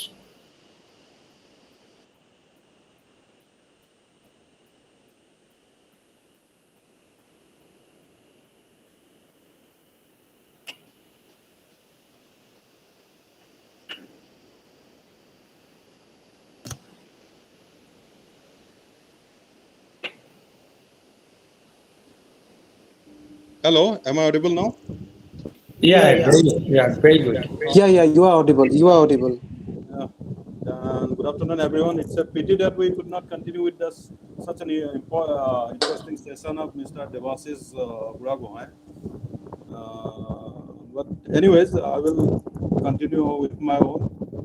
And good afternoon to everyone. Our respected delegates, First Man of India, Padma Shri Mr. Jadav Pain Dangoria, and respected President, Governing Body, Mrs. Charu Saharia Nath Madam, and Principal of Rangapara College, Dr. Kalita Sir, and Professor J.C. Kalita Sir, HOD, Department of Zoology, Guwahati University, and all other respected delegates and my dear students and participants. As the previous speaker has already given a nice elaboration on conservation, let me speak about some technical aspects of conservation. By technical aspect, I mean photography actually. It is said that the first step of conservation is identification. And here photography plays its part. We take a photograph of say some species, I mean it's one species of photograph now in the field, and that species can be identified later using the photograph. So Arnab sir, kindly share your screen. Share your screen. Wait, let me. So this identification will be subsequently followed by the conservation. So photography is a vast topic. We will not be able to. It is practically impossible to incorporate even the basics of photography in such a short session like this. But still, I have tried my level best. মানে বুৰুকাত ইয়াতে মানে ফটোগ্ৰাফিৰ বিষয়ে আনকি সাধাৰণ কথাকিটা ক'বলৈ basic কথাকিটা ক'বলৈ গ'লে বুৰুকাত হাতী বৰুৱাৰ নিচিনা হ'ব তথাপিও মই যিমান পাৰো মই চেষ্টা কৰিছো ফটোগ্ৰাফিৰ বিষয়ে যদি সমু আবাক এটাও দিব পাৰো এটা এটা সফলতা বুলিয়ে ভাবিম so in this slide presentation of mine I am trying to give an overview of the whole subject and I have kept it as simple as possible.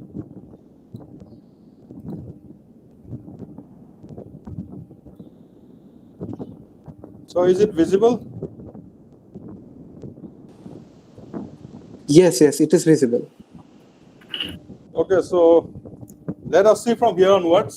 It is a simple presentation that I have made on photography. I have named it Photography, an Aspect of Conservation. So photography conservation or eta অংশ আৰু এটা অপৰিহাৰ্য অংগ কাৰণ ফটোগ্ৰাফিত আমি হেতু দেখি পাও যিটোৰ বিষয়ে আমি শুনি আহিছো আৰু দেখি পোৱাৰ লগে লগে আমি এটো অনুভৱ কৰিব পাৰো আৰু অনুভৱ কৰাৰ লগে লগে আমি তাৰ সিৰিয়াসনেসটো বুজি পাও আৰু কনজাৰভেশন প্ৰয়োজন হলে আমি কনজাৰভেশন কৰিবলৈ আগবাঢ়ি যাও you feel what you see, you say what you feel অলপ সহায় জনাই থাকিলে ভাল পাও তেতিয়া মই গম পাও যে মই কৈ থকাটো আপোনালোকে দেখিছে Yeah, very good. Very quality slide. Good quality slide. মই প্ৰথমতে ইন্টাৰনেটৰ পৰা লোৱা দুখন ফটোগ্ৰাফ একেলগে দেখাই দিছো let's start with a couple of photographs taken from the internet. What do you see in the photographs? মানে ফটোগ্ৰাফ কিখনত কি দেখা পাইছে ভালকে চালে দেখিব যে ফটোগ্ৰাফ কিখন আসলতে একেটা লোকেশনৰে হয় এখন 60 বছৰ আগতে তোলা ফটোগ্ৰাফ আৰু ইখন হল ৰিসেন্টলি তোলা photograph do this ring and the bells কিবা এটা অনুমান কৰিব পাৰিছে নিশ্চয় এখনত দেখিছে যে বৰফেৰে আবৃত হৈ আছে আৰু একেটা সিজনত 60 বছৰ পিছত তোলা ফটোগ্ৰাফ Climate change. বৰফ নাই it denotes climate change. Yeah, the photograph depicts climate change. And now this one will really make you feel it. Ekon photograph দেখিলে আপনি হসাকে অনুভব কৰিব যে climate change to actually কিমান ভয়ংকৰ এটা polar bear melting ice এটা iceberg ওপৰত উঠি আছে আৰু তাৰ থিয় হৈ থাকিবলৈ ক্ৰমান্বয়ে জায়গাটো নোহোৱা হৈ আহি আছে so this photograph tells the same story global warming and melting of polar ice so that's what photography does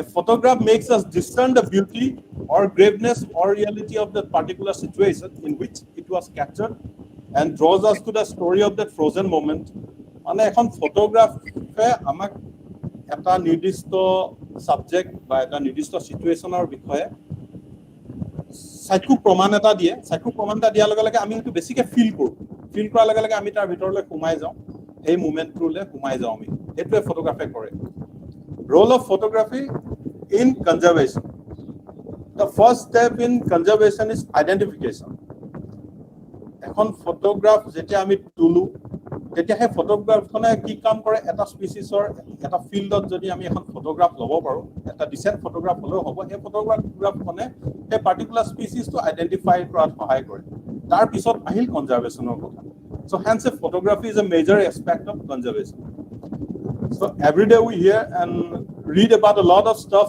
or issues going on all around us সদায় আমি কিবা কিবি নতুন ইস্যু ঘটনা বিষয়ে পঢ়ি আছো কিবা বস্তুৰ বিষয়ে পঢ়ি আছো hearing and reading makes us learn about that thing আমি শুনি থকা বা পঢ়ি থকা বস্তুটোৰ বিষয়ে আমি শিকি যাওঁ ঠিকই কিন্তু তাক আমি অনুভৱ কৰিব নোৱাৰো but we don't really feel the subject until you get a visual of it in the form of a photograph or a video so that's what photography does photography exactly এটোৱে কাম কৰে photography এজন মানুহক এটা সাবজেক্টৰ আসল ৰূপটো দেখুৱায় সাবজেক্টটোৰ প্ৰতি আকৰ্ষিত কৰে আৰু তাৰ ৰিয়েলিটিটো তাৰ সত্যতাটো প্ৰমাণিত কৰে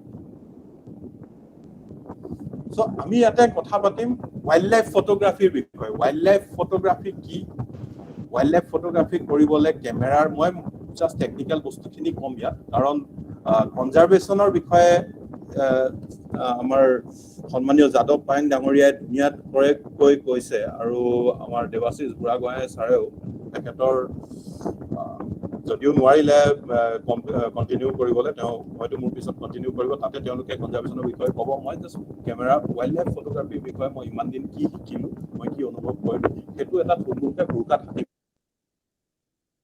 So requisites for wildlife photography is a DSLR camera everyone knows.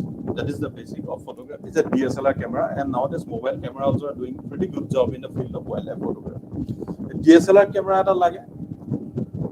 And the next requisite is a telephoto prime or zoom lens not less than 300 millimeter. So এখন টেলিফটো প্ৰাইম বা জুম লেন্স লাগে আমাক prime lens মানে হল fix focal length আৰু zoom lens মানে আমি ৰেঞ্জটো তাৰ এক্সটেন্ড বা কমাব পাৰো আমাৰ নিজৰ প্ৰয়োজন মতে সাবজেক্টটো ফ্ৰেমিং কৰিবৰ কাৰণে টেলিফটো প্ৰাইম আৰু zoom lens not less than 300 millimetre এইটো যে সেটআপটো দেখিছে হু সাইডে এইটোত এইখন লেন্স মোৰ লেন্সখন এখন হল 300 millimetre prime lens 300 millimetre prime লেন্সখন ওয়াইল্ড লাইফ ফটোগ্ৰাফিৰ কাৰণে হৈ যায় যদিও যথেষ্ট নহয় তাৰ কাৰণে কেমেৰাটোৰ লেন্সখনৰ মাজত এটা এক্সটেনশন দেখি আছে হেতুক আমি কম টেলিকনভাৰ্টাৰ হেতুৱে আৰু অলপ ৰেঞ্জটো বঢ়াই মোৰ এই লেন্সখনৰ ফোকাল লেংথটো 420 মিলিমিটাৰ কৰি পেলাইছে Bora sir, kindly use English more because we have participants from outside India also. And kindly, if you are can you please switch off your fan? We can hear the sound of the wine actually. Okay. And switch off kartu down kotha etia. Okay. So next requisite is a class 10 memory card with a write speed of not less than 85 megabytes per second. এখন fast memory card লাগে কাৰণ আমি wild life ফটোগ্ৰাফিত সদায় কেবাখনো photograph একটা শাটাৰ বাটনৰ ৰিলিজত কেবাখনো photograph তুলু আৰু তাৰ কাৰণে আমাক এখন ফাষ্ট মেমৰি কাৰ্ডো লাগে a tripod or monopod for stability আমি ট্ৰাইপড বা মনোপড এটা লাগিব আমাৰ ষ্টেবিলিটিৰ কাৰণে যাতে ইমেজখন যাতে লৰচৰ নহয় লৰচৰ হলে কি হ'ব মই ইয়াৰ পিছত কৈ আছো ট্ৰাইপড আৰু মনোপড ফৰ ষ্টেবিলিটি আৰু নাইট আৰু ওয়াইল্ড লাইফত আমাৰ নাইট ফটোগ্ৰাফিটো আজিকালি বহুত ইম্পৰ্টেন্ট হৈ গৈছে কিছুমান স্পিচিছ আমি অকল ৰাতিয়ে পাওঁ গতিকে powerful flash light for night shots and sixth is nothing more or less than your presence of mind that is very important in the field so presence of mind আপোনাক বহুত দৰকাৰ হয় বহুত ক্ষেত্ৰত ই আপোনাক বহুত বিপদৰ পৰাও বচায় লগতে আপোনাৰ ফটোগ্ৰাফ খনৰ কোৱালিটিৰ কাৰণেও আপোনাক presence of mind বহুত ক্ষেত্ৰত লাগা হয় so understanding the basics of DSLR photography in terms of nature and wildlife photography first কথাটো হল আমি সদায় যেতিয়া DSLR ক্যামেৰা এটা হাতত লওঁ আমি সদায় নতুনকৈ যেতিয়া এটা ক্যামেৰা কিনো আমি বেছি তাতে মাথা নেমাৰো আমি ডাইৰেক্ট চাও ডায়ালটো থাকে ক্যামেৰা ডায়াল সেটিংস এতিয়া বহুত লৰা ছোৱালীয়ে দেখো DSLR ক্যামেৰা দি ফটো তুলি থাকে ৰাস্তাৰ কিনাৰত নিজৰে ফটো তুলে লগৰ বন্ধু বান্ধৱৰ বিভিন্ন পজত ফটো তুলে তেওঁলোকৰ মই কেতিয়াবা কথা বতৰা পাতিলে ক্যামেৰাৰ সদায় সেটিংটো কি লৈছে চাও তেওঁলোকে সদায় কি কৰে অটো মোডত দি লয় অটো মোডত দিয়াৰ লগে লগে কি হয় ক্যামেৰাটোৱে যি দিছে তেওঁলোকে নিজৰ মতে নিজৰ ফটোখন নিজৰ মতে তাহাঁতি পাব নোৱাৰে ক্যামেৰাটোৱে যি দিছে খেতুৱে তাহাঁতি পাব গতিকে মই হে কাৰণে এটো ক'ব বিচাৰিছো যে আপুনি ফটোগ্ৰাফি ষ্টাৰ্ট কৰা আগতে understanding the relationship between ISO aperture and shutter speed তো মই থুলমুলকে কৈ দিও এই তিনটা বস্তুৱে ফটোগ্ৰাফিত বেসিক ইম্পৰ্টেন্ট বস্তু ISO হল ক্যামেৰাৰ সেন্সৰ যিটোৱে ফটোখন ক্যাপচাৰ কৰে যিটোৱে লাইট ক্যাপচাৰ কৰে হে সেন্সৰটোৰ sensitivity তো ISO value to যেতিয়া বঢ়াই দিও আমি ক্যামেৰা এটা ISO value when we crank up the ISO value in the camera then we see that the photograph can be taken in much lower light the camera captures more light but there are some dark side to it as well because when you crank up the ISO to a very large extent you tend to get grains in your photograph like the photographs becomes very grainy kind of thing that you will not like in your photographs and that is called noise in terms of photographs so when you crank up the ISO you get noise in your photographs and that will deteriorate the quality of your photographs so ISO is called the sensitivity of the sensor of your photo sensor of your camera so there are basically two types of cameras one is crop sensor and those basically all cheap entry level cameras are crop sensor cameras and one is full frame cameras those expensive camera bodies are also bulkier the camera body is also bulkier those are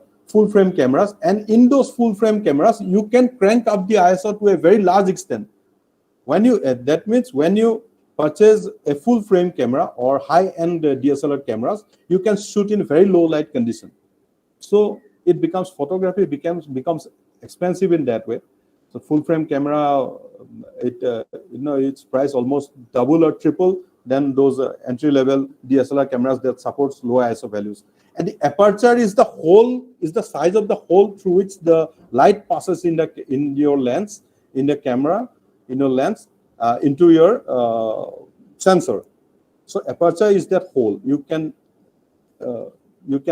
spread the aperture or you can close down the aperture so aperture is denoted by the f value in a camera in photography aperture is denoted by f value and shutter speed is the speed of the shutter of your camera the longer is the shutter speed more light is entering into your camera so shutter speed is the exposure time of your camera how much time your camera is taking to take the shot how much time the camera is taking to get the light into the photo sensor that is called shutter speed and the second point as I have already said try not to shoot in auto mode in your camera dial use the aperture priority mode instead so there are a few kinds of modes in your camera dial that is called aperture priority mode shutter speed priority mode and program mode and auto mode so in Nikon users you can see that the shutter speed priority mode is denoted by it's the alphabet A will be written on the dial and in Canon users it will be written as AV so always use the aperture priority mode let me tell you aperture priority mode is something where you fix the aperture as per your convenience and when you fix the aperture at say 5.6 or 7.1 which we usually do in case of wildlife photography the camera will set the rest we will set the aperture priority on a certain value and we will also set the ISO to a certain value and the camera will give the rest the camera will give the shutter speed to give you a decent photograph if it is very low light the camera will give a very long shutter speed and if there is ample amount of light then the camera will give a very high shutter speed to give a decent sharpness in your photograph so always try to shoot in auto mode in your camera dial use the aperture priority mode instead always shoot in raw image format instead of JPG so we see that all of us are inclined nowadays to shoot in JPG mode is very convenient it is a compressed form of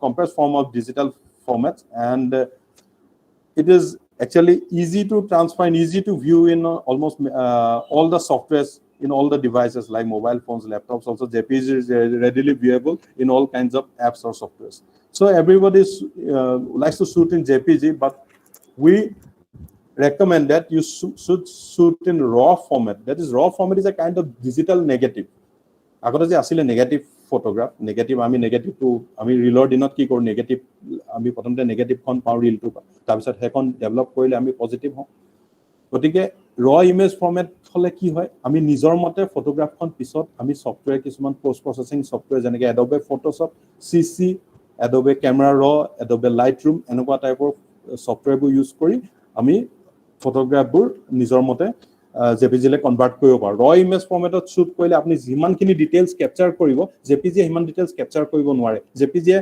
ডিটেইলছবোৰ কাটি পেলায় ফটোখনৰ। আৰু ৰ image ফৰ্মেটত যদি আমি shoot কৰোঁ, তেনেহ'লে আমি নিজৰ মতে ফটোগ্ৰাফখন আমি এডিট কৰি পাব পাৰোঁ। আৰু ৰ ইমেজ ফৰ্মেটটো সেইকাৰণে চাইজটো বহুত ডাঙৰ। সেইটো বহুত ডাঙৰ। মোৰ কেমেৰাটোত, মোৰ নিকন D750 24.2 মেগাপিক্সেল কেমেৰাটোত ৰ ইমেজ ফৰ্মেট এখন হয় 32 to 35 MB। বহুত জেগা খায়, গতিকে মানুহ ইউজ নকৰে, কিন্তু ৰ image format is recommended. And learn to use post-processing softwares to process your raw files in JPG to get impeccable results. So, post-processing software is very જરૂৰী জানা, যেনেকৈ মই ক'লো Adobe Lightroom, Photoshop, CC এনেকুৱাবোৰ। And last and not the least is make frequent field trips and shoot as much as possible. যিমান পাৰে shoot কৰিব লাগে প্ৰথম অৱস্থাত DSLR টো লোৱাৰ পিছত, যাতে আমি we know the know-hows of the camera and the lens, how it functions, how does it feel in your hand, and to make yourself acquainted with your setup as much as possible, you need to make frequent field trips and shoot as much as possible. So importance of ISO. The ISO is the sensitivity of the sensor. What is the importance of ISO in wildlife photography? And what can possibly go wrong with inappropriate ISO settings? Inappropriate ISO setting is a key problem. You can refer to my photograph on the left. You can see two pigtail macaques, quite a bit of rare species of macaque, in fact. Pigtail macaque, I captured this at Borajan Wildlife Sanctuary. Camera body is my Nikon D5100. Nikon D, let me tell you, Nikon D5100, like I have said before, is an entry-level DSLR. It doesn't support too much of an ISO value, so you cannot crank up the ISO to a very large extent. So in that case, you are bound to shoot it in good light. So I have tried to shoot it in low light, and this is the result. You can see this photograph is a bit blurry. I don't know if you are able to make it out or not in the slides, of course, online. But if you look closely at the photograph, you don't even need to look that close. You can easily figure out that this photograph, just look at the edges of the image here. Just look at the hair. Look at the hair here. It's really, this photograph has got no sharpness at all, and it's a very disappointing photograph on my part, because this is a very rare sight of a male and a female sitting together, and I should have been able to capture this as per my satisfaction, but I could not, because my camera was an entry-level DSLR D5100. I was compelled to keep my ISO restricted to about 2000. So I set my ISO to 2000, and my aperture, I should always shoot in aperture priority mode. As I have always said, I have kept my aperture, that is the f value. The f value is the aperture. I have kept my aperture at 5.6, and the camera gave me a shutter speed of 1/30 per second. That means it's a 1/30th of a second. That is an extremely low shutter speed when photography is concerned. So in that case, since I was hand holding my camera, I was holding my camera in my hand, and I was a bit shaky at that moment. So I did not get a very good photograph, because my shutter speed was very low, and it captured the vibration in my hands. So this is what a wrong ISO setting will do to your photograph. You need to have good ISO settings. You need to have good ISO supporting cameras, particularly in habitats like our Northeast India, where you get to shoot in very low light conditions, because our forests are very dense foliaged, and our forests are all kind of thick, moist, evergreen dense forests. Very low amount of light penetrates to the ground and to the lower levels of the forest. So it is very imperative that you have to purchase very expensive camera photographs like this. And on the right also, you might see the gray-headed canary flycatcher at Verjan Wildlife Sanctuary. The camera body is the same Nikon D5100 with an entry-level DSLR. I have set the ISO at 3200. I have taken a risk this time. This time I have taken a risk. I wanted a bit of more shutter speed so that I can, get a decent image or a sharp image. So I have cranked up the ISO to 3200, which is not permissible in this camera body D5100. So my camera this time gave 1/328th of a second. That means 3/20th part of a second. That is fair enough. That is a fairly good shutter speed of a camera. But you can see the noise in my photograph. As I have said, if you crank up the ISO to large levels, you will have noises in the photograph. See the noise. This is after I have reduced the noise using some post-processing softwares. But still you can see the noise, and my photograph has lost all this glamour because of the noise reduction that I have done to reduce the noise. So this is awful. This photograph is awful. You don't want photographs like this. So you are bound to have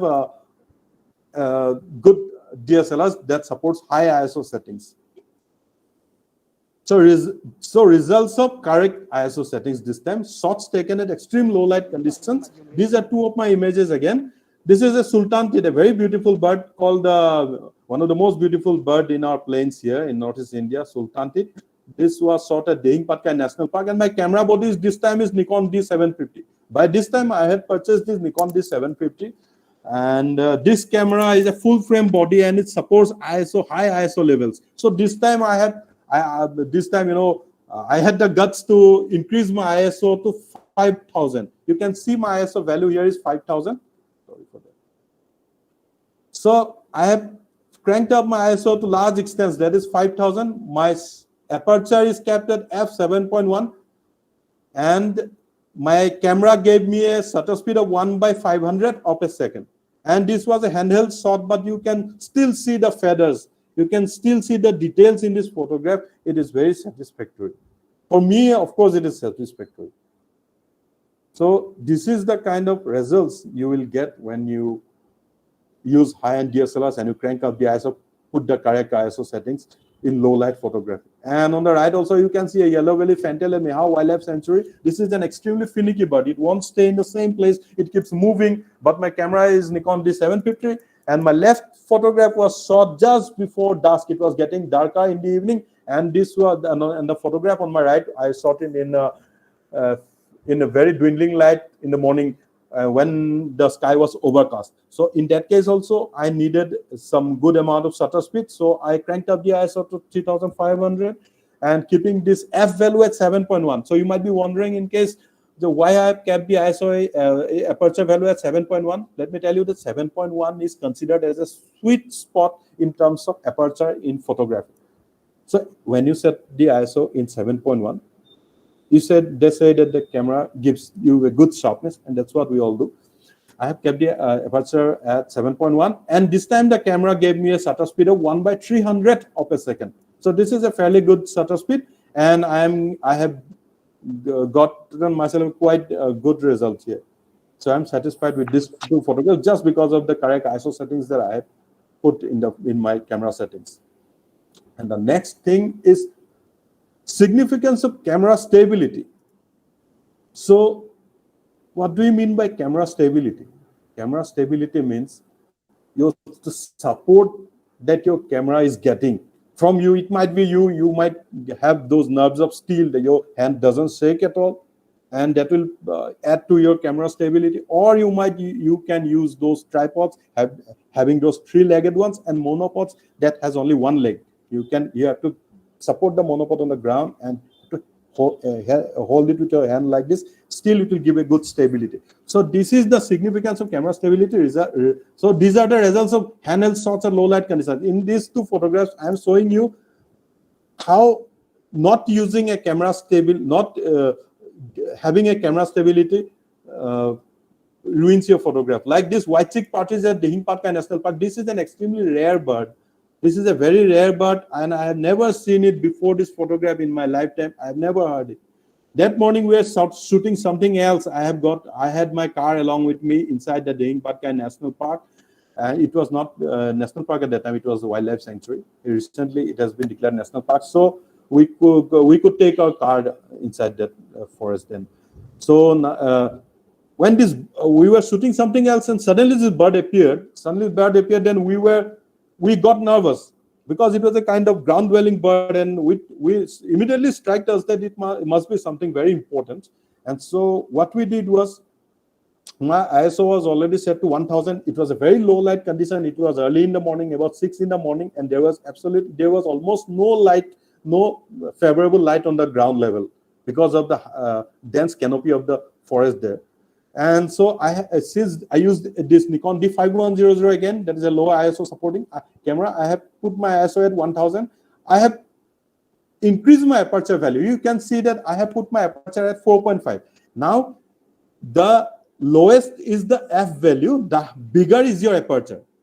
So I have increased your aperture. That means I have decreased the f value. I decreased the f value just to widen my lens so that more light passes in, because there was very less light. And my camera gave me a decent shutter speed of about 1/640th of a second. But still I got this kind of a blurry image. You can see there is no sharpness at the image. It doesn't look at all. It's not worth looking even. But the subject is all that matters in this photograph. The subject is important. So why I did not get a good photograph despite my having a very nice shutter speed? Just because my camera was not stable. To increase the stability, I leaned my camera against my car door. My door was open, but still one of my friends, he was also shooting alongside me. So he was also leaned against my vehicle, and his body shake might have been transmitted through my car into my camera lens. Hence, I got this very blurry photograph, which I am still regretting, because after this photograph, I have never seen that bird again. So I missed the opportunity, that single opportunity to get a very nice photograph of this bird. So am I audible to everyone? Yes, you are. Yeah, you are audible. Beautiful presentation. Okay, thank you very much, sir. So my second one is an oriental dwarf kingfisher. It's a very pretty bird. It's a summer visitor to some of our tropical forests. I've taken this at Dihing Patkai National Park. This time my camera body was my Nikon D750. It's a high ISO supporting camera body. As I have said earlier, I have set my aperture value to f7.1. My camera gave me a below decent shutter speed of 1/200 of a second, just because this was an extremely dark condition, extremely low light condition, as you can make it out from its background that is still dark. I have lightened the image in post-processing using post-processing softwares, but it is a very low light image, and the shutter speed was 1/200 of a second, and you can see that this image is not at all satisfactory. You can see the softness in the image along the edges here. It is not at all sharp. The image is not at all a good photograph. It cannot be considered a good photograph. And this was because we were inside a car at that moment. We had three of our photographer friends were inside a car, and everybody was, it was this a bit of a hustle to get a very good frame of this bird. And in that process, they were shaking the car. And that shake got into our camera and finally into our images, and resulting in this kind of a not so sharp image. So this is the result of not using camera stability in low light conditions. So camera stability is very important. As you can see in these photographs, results of using camera stability devices, shots taken using a monopod. I always use a monopod, not a tripod. Shots using a monopod at extreme low light conditions. So this is a lesser short wing at Vezan Wildlife Sanctuary. Camera body is my Nikon D750. It is a good camera. And so I have cranked up my ISO to 5000, and my aperture is a bit decent wide open aperture. That is at f5.6, and my camera gave me a shutter speed of 1/125th of a second. That is not at all good.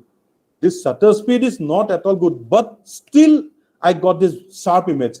And this can be considered as one of the good images taken of this bird, because this bird is an extremely shy and elusive bird, and it always stays in those dark corners of the undergrowth of our tropical broad moist-leaf evergreen forest. And it is a winter migratory bird. And before this photograph, I have been pursuing this bird since 3 years with my Nikon D5100, and I could not get a decent shot of this bird. Every time I managed to get this bird, it was blurry, or it was just a blob of light. But this time, just after purchasing this camera, 2 days after purchasing this camera, I went to the field and I got this shot, just because of the camera and also because of my monopod. You see, this is 1/125th of a second. That is quite low considering to the other photographs. But still, I got this decent and sharp image just because of my monopod. My monopod gave me that camera stability which was needed in this kind of a low light condition. So that is the importance of camera stability. And this is the photograph of a Himalayan kutia. It is considered as one of the most beautiful birds in the hills. And this was captured at Mihao Wildlife Sanctuary in Eastern Arunachal Pradesh. My camera body was the old D5100 that doesn't support too much ISO. So I have set this ISO at 2000 degrees centigrade. This was an early morning shot, and the sky was overcast. The light was extremely low for photography. So I put the aperture at f5.6 as in the other photograph.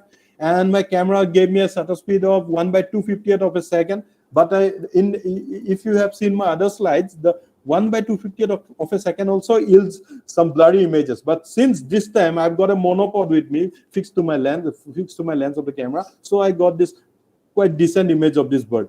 So in this case, the camera stability device called the monopod helped me a lot in getting a good photograph of this bird. In wildlife photography, you always have to be at the right place at the right time and with the right equipments and settings, or else you will never get that same opportunity again. You will regret your whole life missing on that opportunity that you had got on your trip there. And you had missed the shot because of all jumbled up things like not using stability devices, not knowing about ISO settings, not knowing about camera settings and all.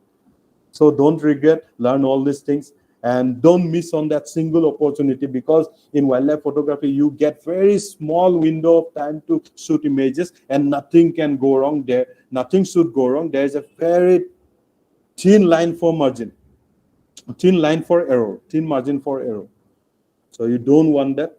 So you got to learn about ISO, aperture, shutter speed, and your camera stability also. 6 common mistakes made in wildlife photography is that, first, not checking or reviewing the images in the field. Sometimes we are in a hurry, we are in a haste to capture the bird because the bird is giving a very good show, or the animal is giving a very good show, whatever your subject is. We are busy clicking images. We often forget to check out on your images on the field. We don't check out on our LCD of our camera. And nowadays in digital photography, that is the advantage that we have, that we can check our photographs in the field. But we often forget to check the images or review the images in the field, and hence we get photographs like this on my right. This is on my right top. You can see this is a very pretty bird in the hills. This was shot at low light conditions at about 7,000 feet in the Mihao Wildlife Sanctuary. The altitude was 7,000 feet. It was very cold, and my hands were shivering. And I was thinking that all the time I was thinking that I'm getting a very nice photo of the bird. But when I came back home and I developed my photographs using post-processing software, I was disappointed to my heart, because the photographs, not a single one of them were sharp as per my requirements or my liking. Not even a single photograph of this species I found satisfactory. So this is what happened. And motion blur is another thing to worry about. See the photographs right below my text. Here the bird is seen just flying from his perch. In that time, I did not properly, I had not kept my camera settings to capture the motion blur, to capture the motion of an object. So this time the bird, when it was about to fly, it got blurry. Because of the low shutter speed, its wings got blurry. So these are the common mistakes. Not ready to press the shutter. Most of us will just look at the bird, then we lift up our camera. By the time you press the shutter, it will be too late. The bird or the animal will be gone, because these wildlife, they are very wary. They are very alert. So you always try to find your subject through the viewfinder of the camera, so that as soon as you see the object, or as soon as you see the object in an action, you are just able to press the shutter. So depth of the field is too shallow, or F value is kept low. And one thing I have told you about putting the F value low. When we keep the F value low, we let more light flow into the camera. But there is a downside to it. When you keep your F value too low, the depth of field decreases. It is shallow. I mean, the depth of field means the part of the plane which is in focus. So if you keep the F value low, that means your aperture is big. The part of the plane of your focus will be very small. In that case, some of your images might be such that your bird, the head of the bird will be in focus and the tail, which is a bit away from you, will be out of focus. So depth of field should not be too shallow in photography. Not keeping patience and not keeping a watch on the surroundings. These are the two drawbacks. We should be patient in wildlife photography so that we don't miss on any actions, and we should keep a watch on the surroundings as well. So look at this bird on the bottom right. We are searching for this bird for about 1 hour. We were getting the calls of this bird on the other side. We were all focused on the other side, but we failed to notice that one of these birds was seated right on top of our heads on this overhanging branch. By the time we could make out this bird, because of not keeping a watch on the surroundings, this bird already turned its head and flew away. This shot was taken a moment before it flew away. So these are the things that kind of mistakes we make, and those are not replaceable. You will always regret, because the same bird you might not get a second opportunity to shoot in your life. And nowadays, using mobile phone cameras for nature photography, a lot of us students, DSLR photography is very expensive. They might want, some students might be a photography enthusiast, yet they refrain from photography because they cannot afford those expensive camera gear and all. So using a mobile phone camera for nature photography, newly launched mobile phones nowadays have extremely powerful cameras with multiple built-in lenses. Like we can see, most of our camera phones have 3 lenses. One is a normal lens, one is a macro lens, and one is super wide-angle lens. So in this case, the wide-angle lens and macro lens they do a pretty good job in wildlife photography. Though not at par with DSLRs, we cannot say that a mobile phone photograph can be at par with a DSLR, but still they can take quite competitive photographs. Even the medium range models that are below rupees 20,000, those camera phones also can take quite decent photographs. The wide angle lens of phone cameras can take stunning images of wildlife habitats in the form of landscape photography. So at a wide angle that is incorporated in the camera phone, wide angle lens, that can take stunning images of wildlife habitats. The habitat shot is also important. Not always you have to show the image of the particular species only. You can show its habitat as well. There are different types of habitat, like wetland, grassland, or river and woodland, and swampy habitats. So you can take the form of habitat. You can take the sort of habitats also in the form of landscape photography. Macro lens and phone cameras are very handy to photograph butterflies, which is another subject of wildlife tourism nowadays. I heard Mr. Devasis Buragwa in the earlier presentation, he was saying something about butterflies being very famous in Namari National Park. So there is a season for butterflies. And these macro lens and butterflies, you don't have to shoot the butterflies at very high shutter speed in their flight. We always prefer butterfly shots when they're seated or perched somewhere. In that case, the macro lens in phone cameras are very handy to photograph butterflies, because you can approach a butterfly to a very close range and it will not fly away. It will not be a finicky one. So in that case, the macro lens in a phone cameras can be a very handy tool to photograph butterflies, which is another subject for wildlife tourism nowadays.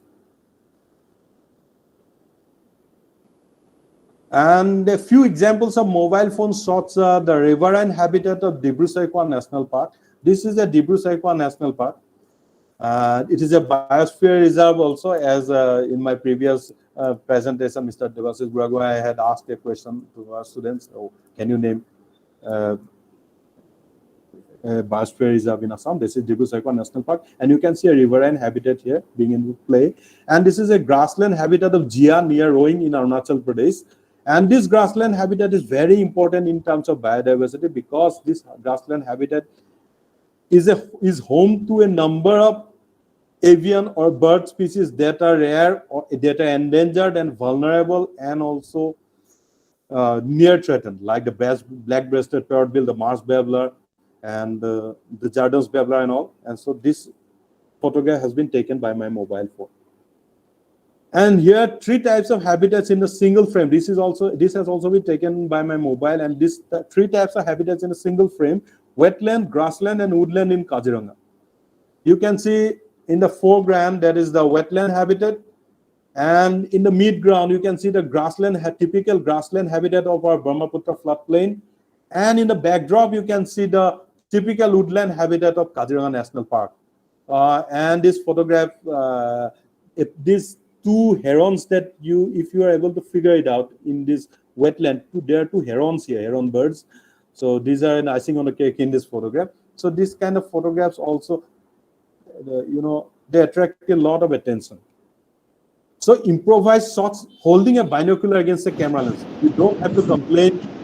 You don't have to complain about your camera gear. Whatever you have, as somebody has already said, the best camera is the one which you have in your hand at that moment.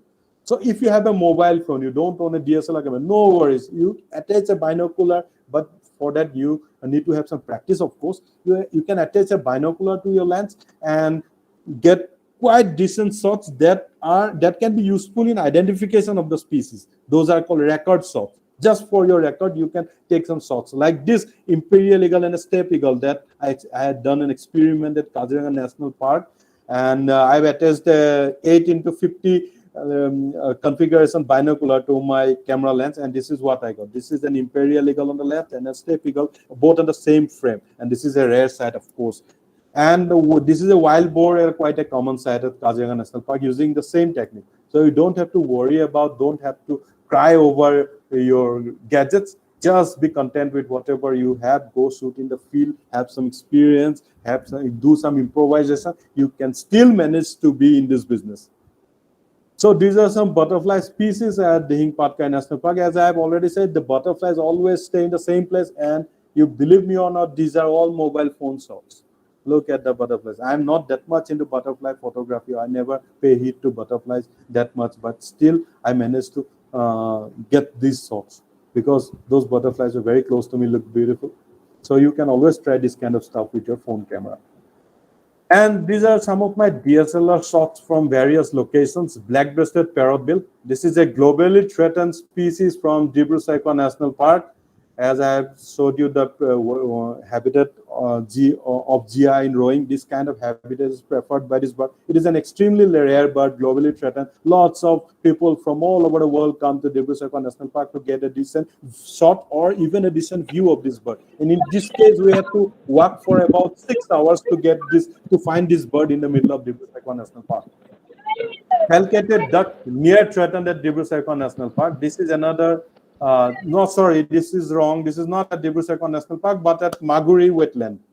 Falcated duck near threatened. This has got a near threatened status of IUCN. The IUCN status of this bird is near threatened, and this has been shot in Maguri bill, close to Dibru-Saikhowa National Park. It is a beautiful duck, and in this photograph, I have a lot of lights. So I've got quite a sharp photograph in this case, though the image is a bit cropped and very far away image. And this is a mandarin duck at Maguri Bill, again, near Dibru-Saikhowa National Park. And this bird has been in focus. This bird came into limelight a few months ago in this last winter, when you might have heard the news about a duck called a mandarin duck visiting our teams in the Maguri Bill in this near about 112 years later than it was first recorded. So this bird was recorded about 112 years after the first record in Assam. So this is the very first morning that I have saw this bird, and let me tell you that people are becoming such hardcore hobbies photographers nowadays. This bird was found the evening prior to this morning. So when the news of this bird being seen in Maguriville reached out, people from Guwahati and Jorhat and Nagaon, just on hearing the news itself, they took their vehicles, they drove the whole night and reached first thing in the morning, they reached Maguriville. Just imagine the craze of the wildlife photographers and enthusiasts. This is a red knot. This, fortunately, I captured this bird, and it was the first record from Maguri wetland. Maguri wetland in Tinsukia district is something else for birding. Every year it shows some new species. So this is a very significant wetland in Assam and also all over India, as it has been declared an important bird area site by BirdLife International. And a lot of other species like this, northern lapwing at Magri wetland again. This is a highly cropped image. You can see the grains here. And these are common green sands at Riverside National Park. You can see that everything about this photograph is it is satisfactory because the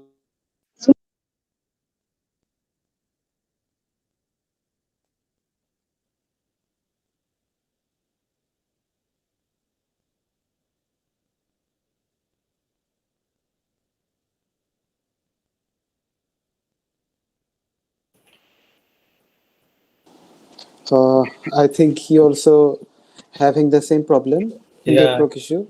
Network But issue. anyways, he has ultimately complete his lecture. So it's better, sir, as we are running out of time. So if we proceed towards our next segment, then it will be better for us, right, sir? No, please Sir, can- ask Debasis to sum up. Yes, Because sir. Yes, sir. Debasis was That's in what. between here. Please ask him Yes, to. sir. Okay. Yeah. Devashis, are you here? Yeah, I'm there. Okay, Devashis, then kindly, please start your presentation, as we are running out of time. So kindly, please keep on mind about the time. Thank you.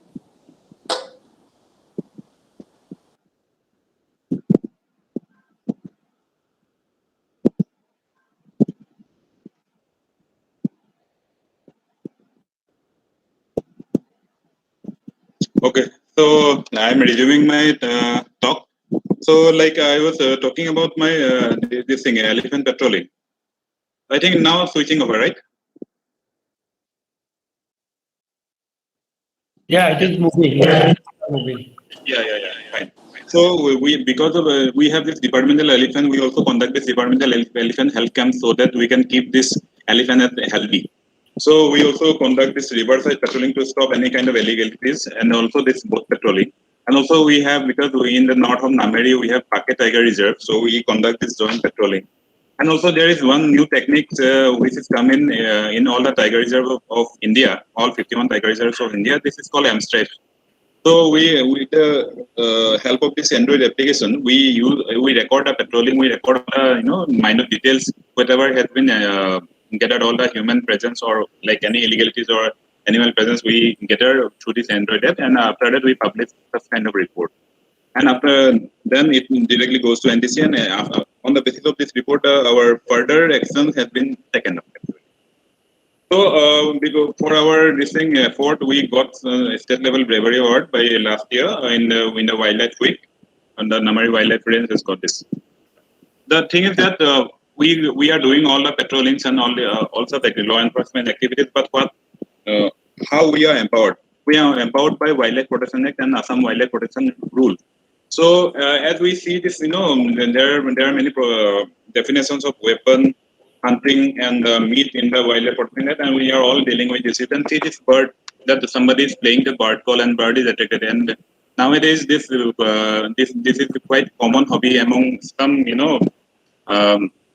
enthusiasts, but this is not a not a good practice because it affects the bird behavior. I want to emphasize regarding this in this slide actually. That's why I put this picture. So, and also there are various, legal provisions of different acts and, criminal procedure codes, and also dealing with all other, if some international, actually wildlife protection deals with whatever is animals inside the schedule or Indian animals, but regarding to deal with other animals, we have this CITES and different appendices are there accordingly. So these are some scheduled animals. I am not going to spend much time here because these are some specified plants. There are restrictions in cultivating and propagating these restricted plants. So we have to we also need to know that actually there are some legal provisions. So we also conduct the science survey exercises of carnivores and other prey-based of tigers. And you can see this is the pug mark of tiger. So we conduct this annual monitoring of camera traps to know the status of tigers and other prey base. So this is the method. We have this grid system, and we cameras are installed for 30 days, total 60 days. And in 2020-21, we have 8 unique individual tigers in Nameri Tiger Reserve. So this is the camera trap. So this is the process how we install a camera trap in the field. So from the camera trap we got the images of tigers and other animals, and by comparing these stripes, because all the stripes of the tigers are not alike, so we get different individual tigers. So how we do with this habitat management practices? Actually, in the habitat management practice, we conserve the grassland. We want to retain the grassland. First, first we remove the weeds by plowing it, and after if the roots are exposed, then we remove these roots of those invasive weeds, and after that, this kind of grassland actually comes up. So this is the practice has been going on.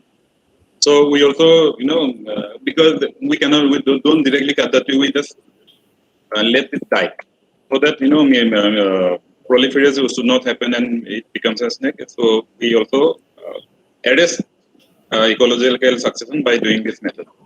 So this is one other method to how we arrest the ecological succession to retain our grasslands. So there are ecotourism activities in Nameri National Park because it is the livelihood generation of people. Also, it gives the revenue to the government. So yeah, we have mainly two ecotourism activities. There are trekking come bird watching. So yeah, this is the rafting route, and this is how the river rafting has been conducted in Nameri as a part of ecotourism.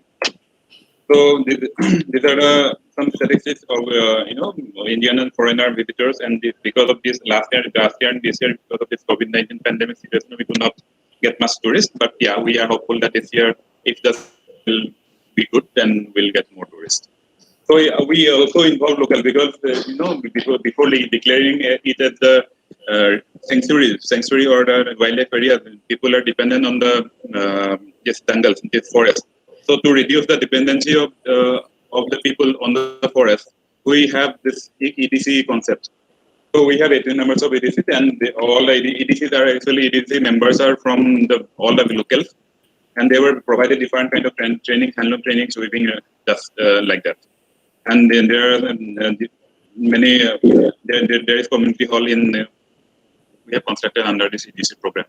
And also we have selected few nature guides from the local youth as a part of our EDC program to empower this local youth to accompany the tourists so that they can earn something from the by going as a nature guide. So also immunization of livestock to arrest all the to reduce the chance of communicable disease from these cattle and other livestock to the wild animals. So there, as a part of, we also conduct some awareness programs among the nature guides, among the villagers, we also do the wildlife conduct this wildlife week and other days whenever situation permits and whenever we feel that it is required. And also I want to mention here that whenever we come for some research or research related work inside the protected area, there is the legal provision that we need to obtain the permit from the chief wildlife warden of that state, and outside the protected area, we need to get the permission from the Assam State Biodiversity Board. So State Biodiversity Board of that state. So we have to consider all these things actually while we allow somebody for the research. So that's all from my end. Actually, I'm wrapping up. It's quite late. So with this message, then we should nurture nature. Thank you. Thank you so much, Sir Bora and Sir Buragohai. Though we have faced lots of network issues, but you people have completed it very nicely and successfully.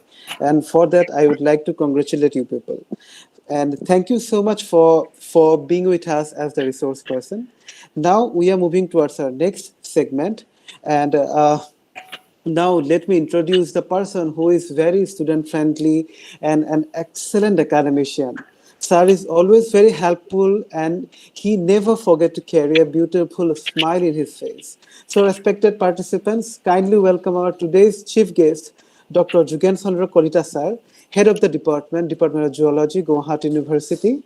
Over to you, sir. Thank you, Gitartha. I'm really very happy. Actually, I was right from the beginning of this particular national webinar.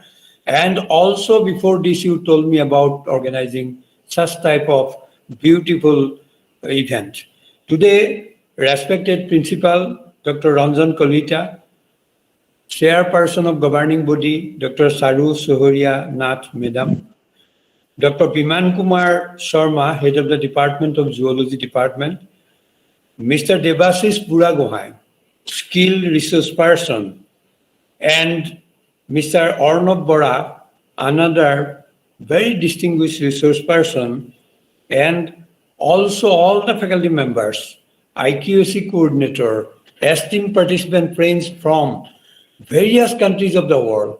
I could see my friends from Malaysia, Ija, Adriana, and also many from different countries. I cannot name them because of time constraint. As you can understand, I can take only 2 or 3 minutes. So in here, what my observation is that when I was listening to Jadav Payeng, first time in my life, I was always searching to hear and listen to him. Today, Rangapara College has given this opportunity. I congratulate Rangapara College for beautiful lecture which was given by Padma Shri Jadav Payeng, a man after whom millions of people are there. And he is also awarded by many nations in the world. As he has mentioned this evening, that we need to do many, many things. But at the same time, we all may not be able to do many great things, but we should be able to do some small, small things with great love and care. That is what Rangapara College has been doing. That is what Jadav Payeng started many years back, and also Devasis and Arnav. Beautiful presentation. From their presentation, I was not looking at the clock, but I was requesting all my young friends that please join and respect Padma Shri Jadav Payeng in this evening. Wonderful evening. And therefore, perhaps you can see the number of the participants was increasing and increasing to the level of 200 here in the Google Meet. I can understand that this effort, when they wanted to organize, was not easy for Gitarto, was not easy for the principal, and many of the esteemed friends, Dr. Deka, IQC coordinator and others, because of the pandemic. But pandemic has taught us a great lesson, that be responsible. Pandemic has, reminded us about our responsibility, and also taught us that nature is different and political boundaries may not work. We need to work together as a whole to save the humanity. So namaskar to Jadav Payeng again. I am feeling very fortunate and lucky today when I was able to listen to him. And I once again thank all of you for your dynamic participation. I know Ranjan Kolita is very dynamic.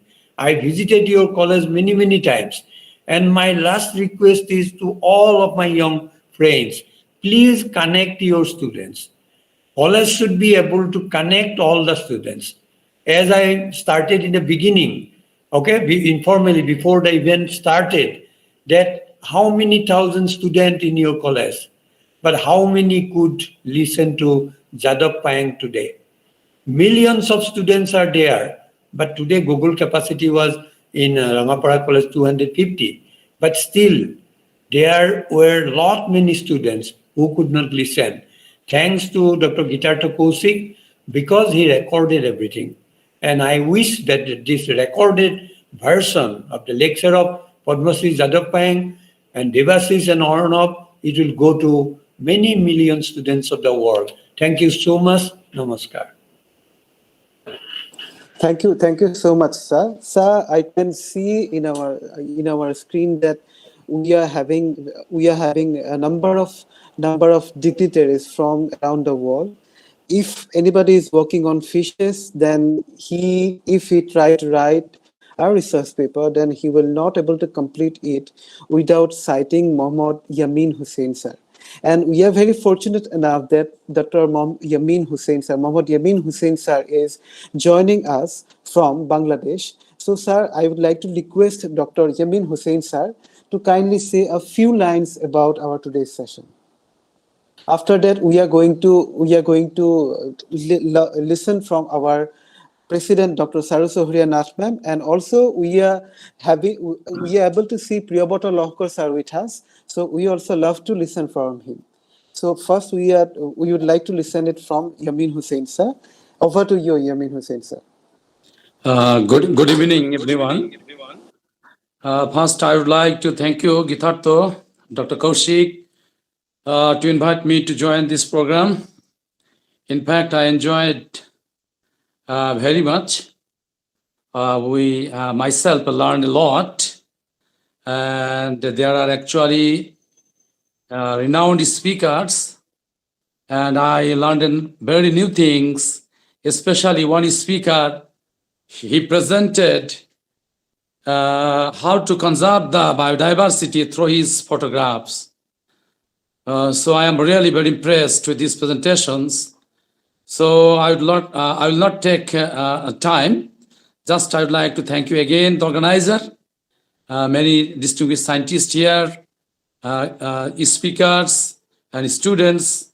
Please enjoy this type of workshops or webinar. And hopefully in future, I would like to join again. And thank you, Dr. Kaushik, once again for inviting me. Really, I enjoyed today. Thank you once again. Hope to see you and hope to meet you once again. Such type of webinar or the workshops. Thank you. Thank you. Well, thank you so much, sir. Thank you so much for your blessings for us. We can also see one big faculty, one big research giant. He is from Indonesia. So if we'll be very happy to hear you from Rudy Agung Nugroho sir. So kindly tell us something about our today's webinar. Over to you, Rudy sir. Rudy sir, can you hear me?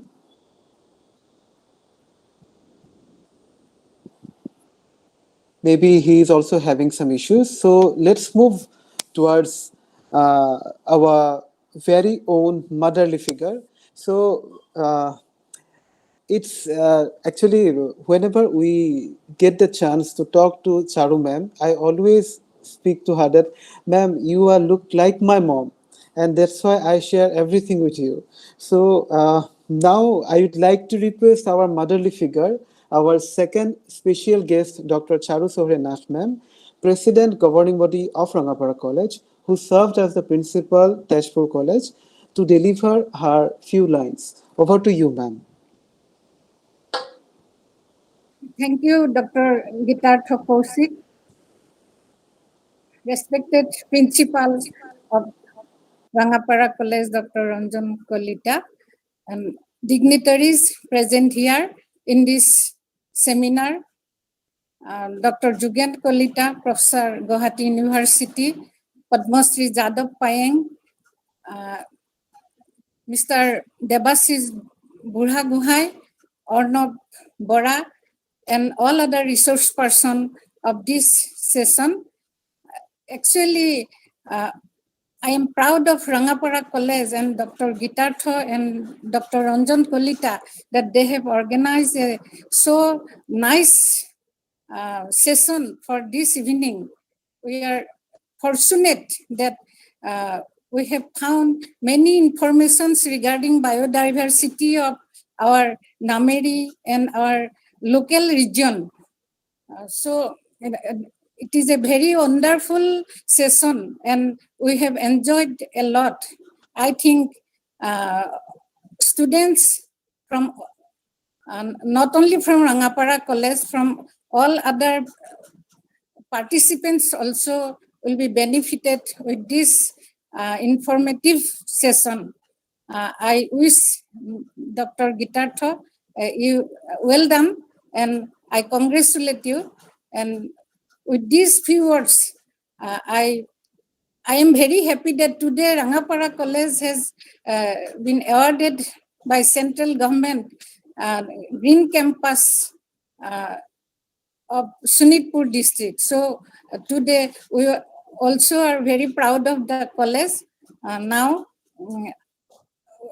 there is no time today, so I thank you all for your presentation and for your participation. Thank you.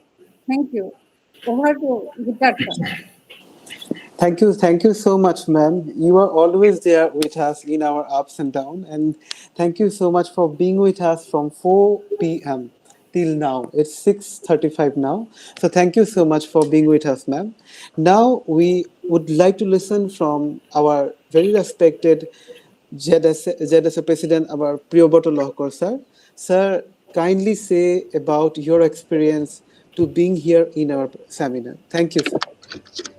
Thank you, Gitartha. Respected President of the Governing Body, Rangapara College, Dr. Mahat, Principal Dr. Kolita, our General Secretary Dr. Kolita, Jugan Kolita, and very renowned Jada Pang, Padmasri Jada Pang, and resource person, Bora Duhai and Bora. I'm really thankful to the organizer, Gitartha and others, who nicely organized a very important webinar for the benefit of our students as well as for the general public. Actually,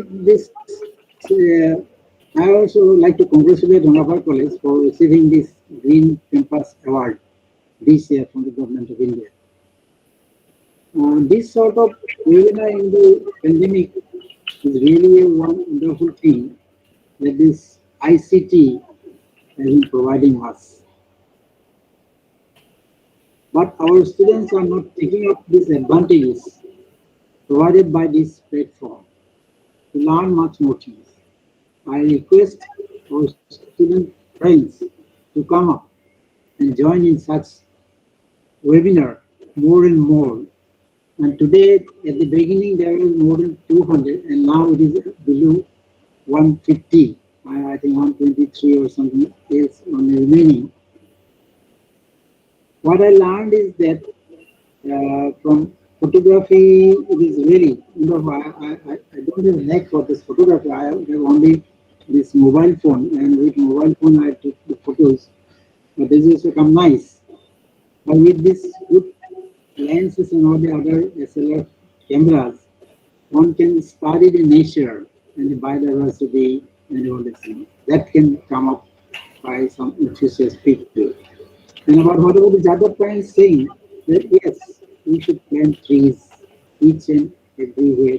Wherever there is a place, there we should plant trees so that we can get the oxygen from our air, from the air to get in.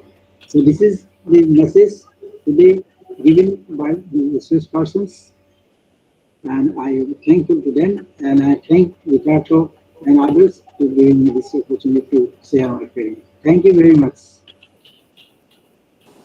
Thank you so much, sir. You always act as a fatherly figure for the Zoological Society of Assam, and it's great to hear from you, sir. And thank you so much for being with us from the beginning to the end. Thank you, sir. We will definitely going to learn a lot from you. So we will invite you again in our future webinars. Thank you, sir.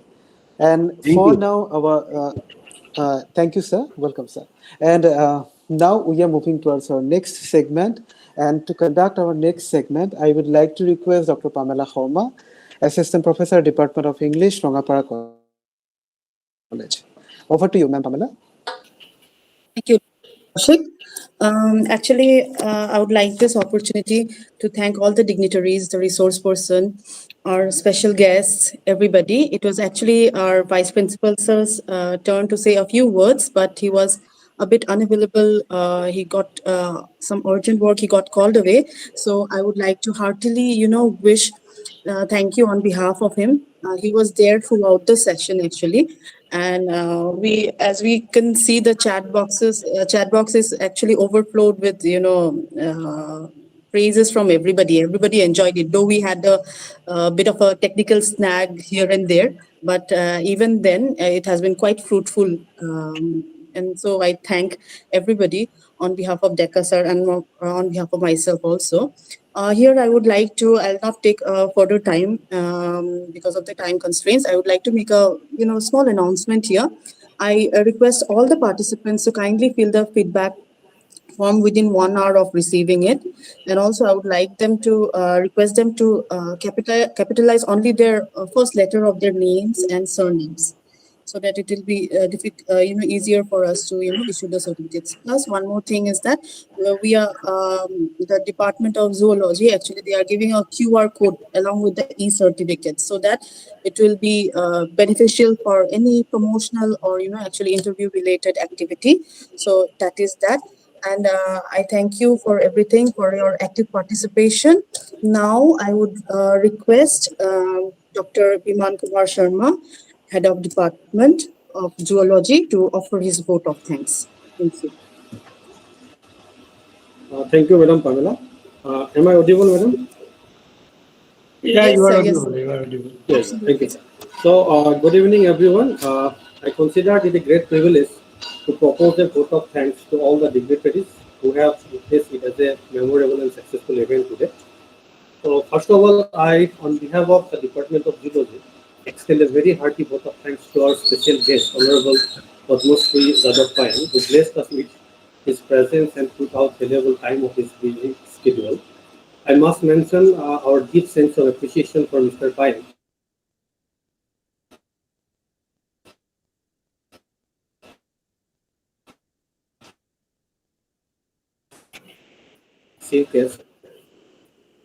ইমান ভিডিঅ'টো of কৰি লোৱা তোমাৰ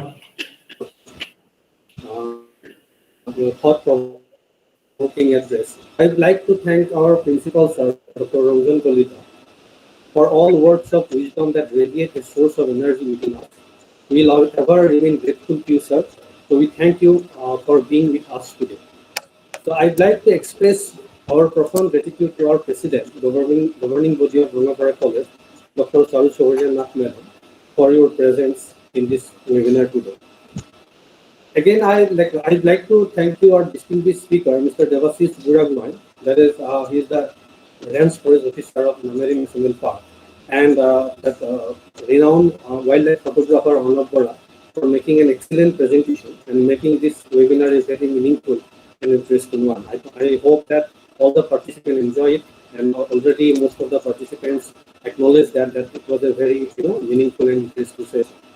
So heartfelt thanks goes out to my Vice Principal, though he is right now not present, but Vice Principal Dr. Ramendra Mohan Daya, sir, and all our faculty members who always stand by us, guide us, lead us, and motivate us. We feel proud and thank you for making us feel happy with your presence to this webinar. I'd like to offer my sincere thanks to Mr. Nupam Palit.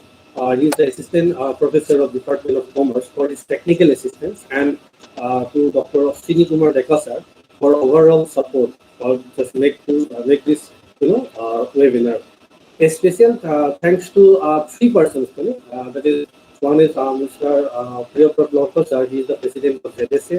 Dr. Pamela Sharma, Department of English, Assistant Professor, Rangapara College. Dr. Lakshmi Masahari, Assistant Professor, Department of Physics, Rangapara College, and Dr. Saswati Kulkarskar, who is the Assistant Professor of Mathematics Department, Rangapara College, for their valuable support.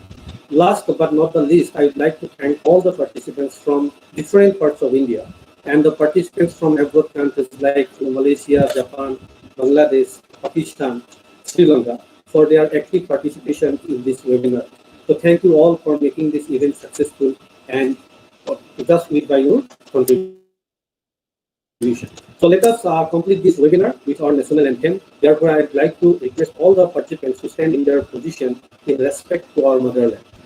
And in the same time, I request Mr. Nupam Palit to play the national anthem. So thank you once again. Thank you.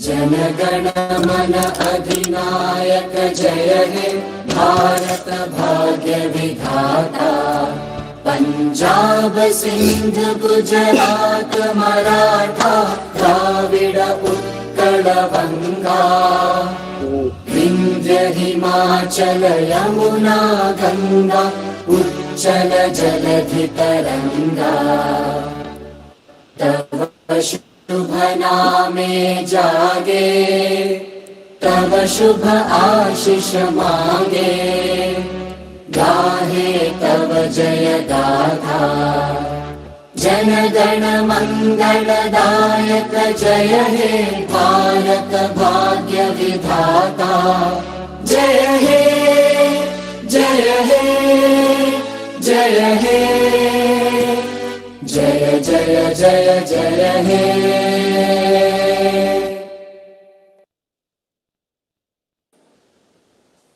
Thank you so much for joining with us in this today's event. And I think after all these network issues, but we have successfully completed the webinar. And I would like to thank all of you for your patience and being here with us from the beginning to the end. We will meet again within a few days with a different session webinar. Till then, take care and goodbye. Thank you. Thank you. Thank you, sir. Thank you for joining, sir. Sir, Kolita sir, apunar mic to mute hoye ase, sir. Occasion, many prominent principals from different colleges of Assam, they join in your webinar. Thank you so much, sir. Thank you, sir. Chelia College, Tikomuk College, and many others. I know them, and they sir, this is all happening because of you, sir. Yeah, they appreciated this particular humble endeavor. Very nice speakers, especially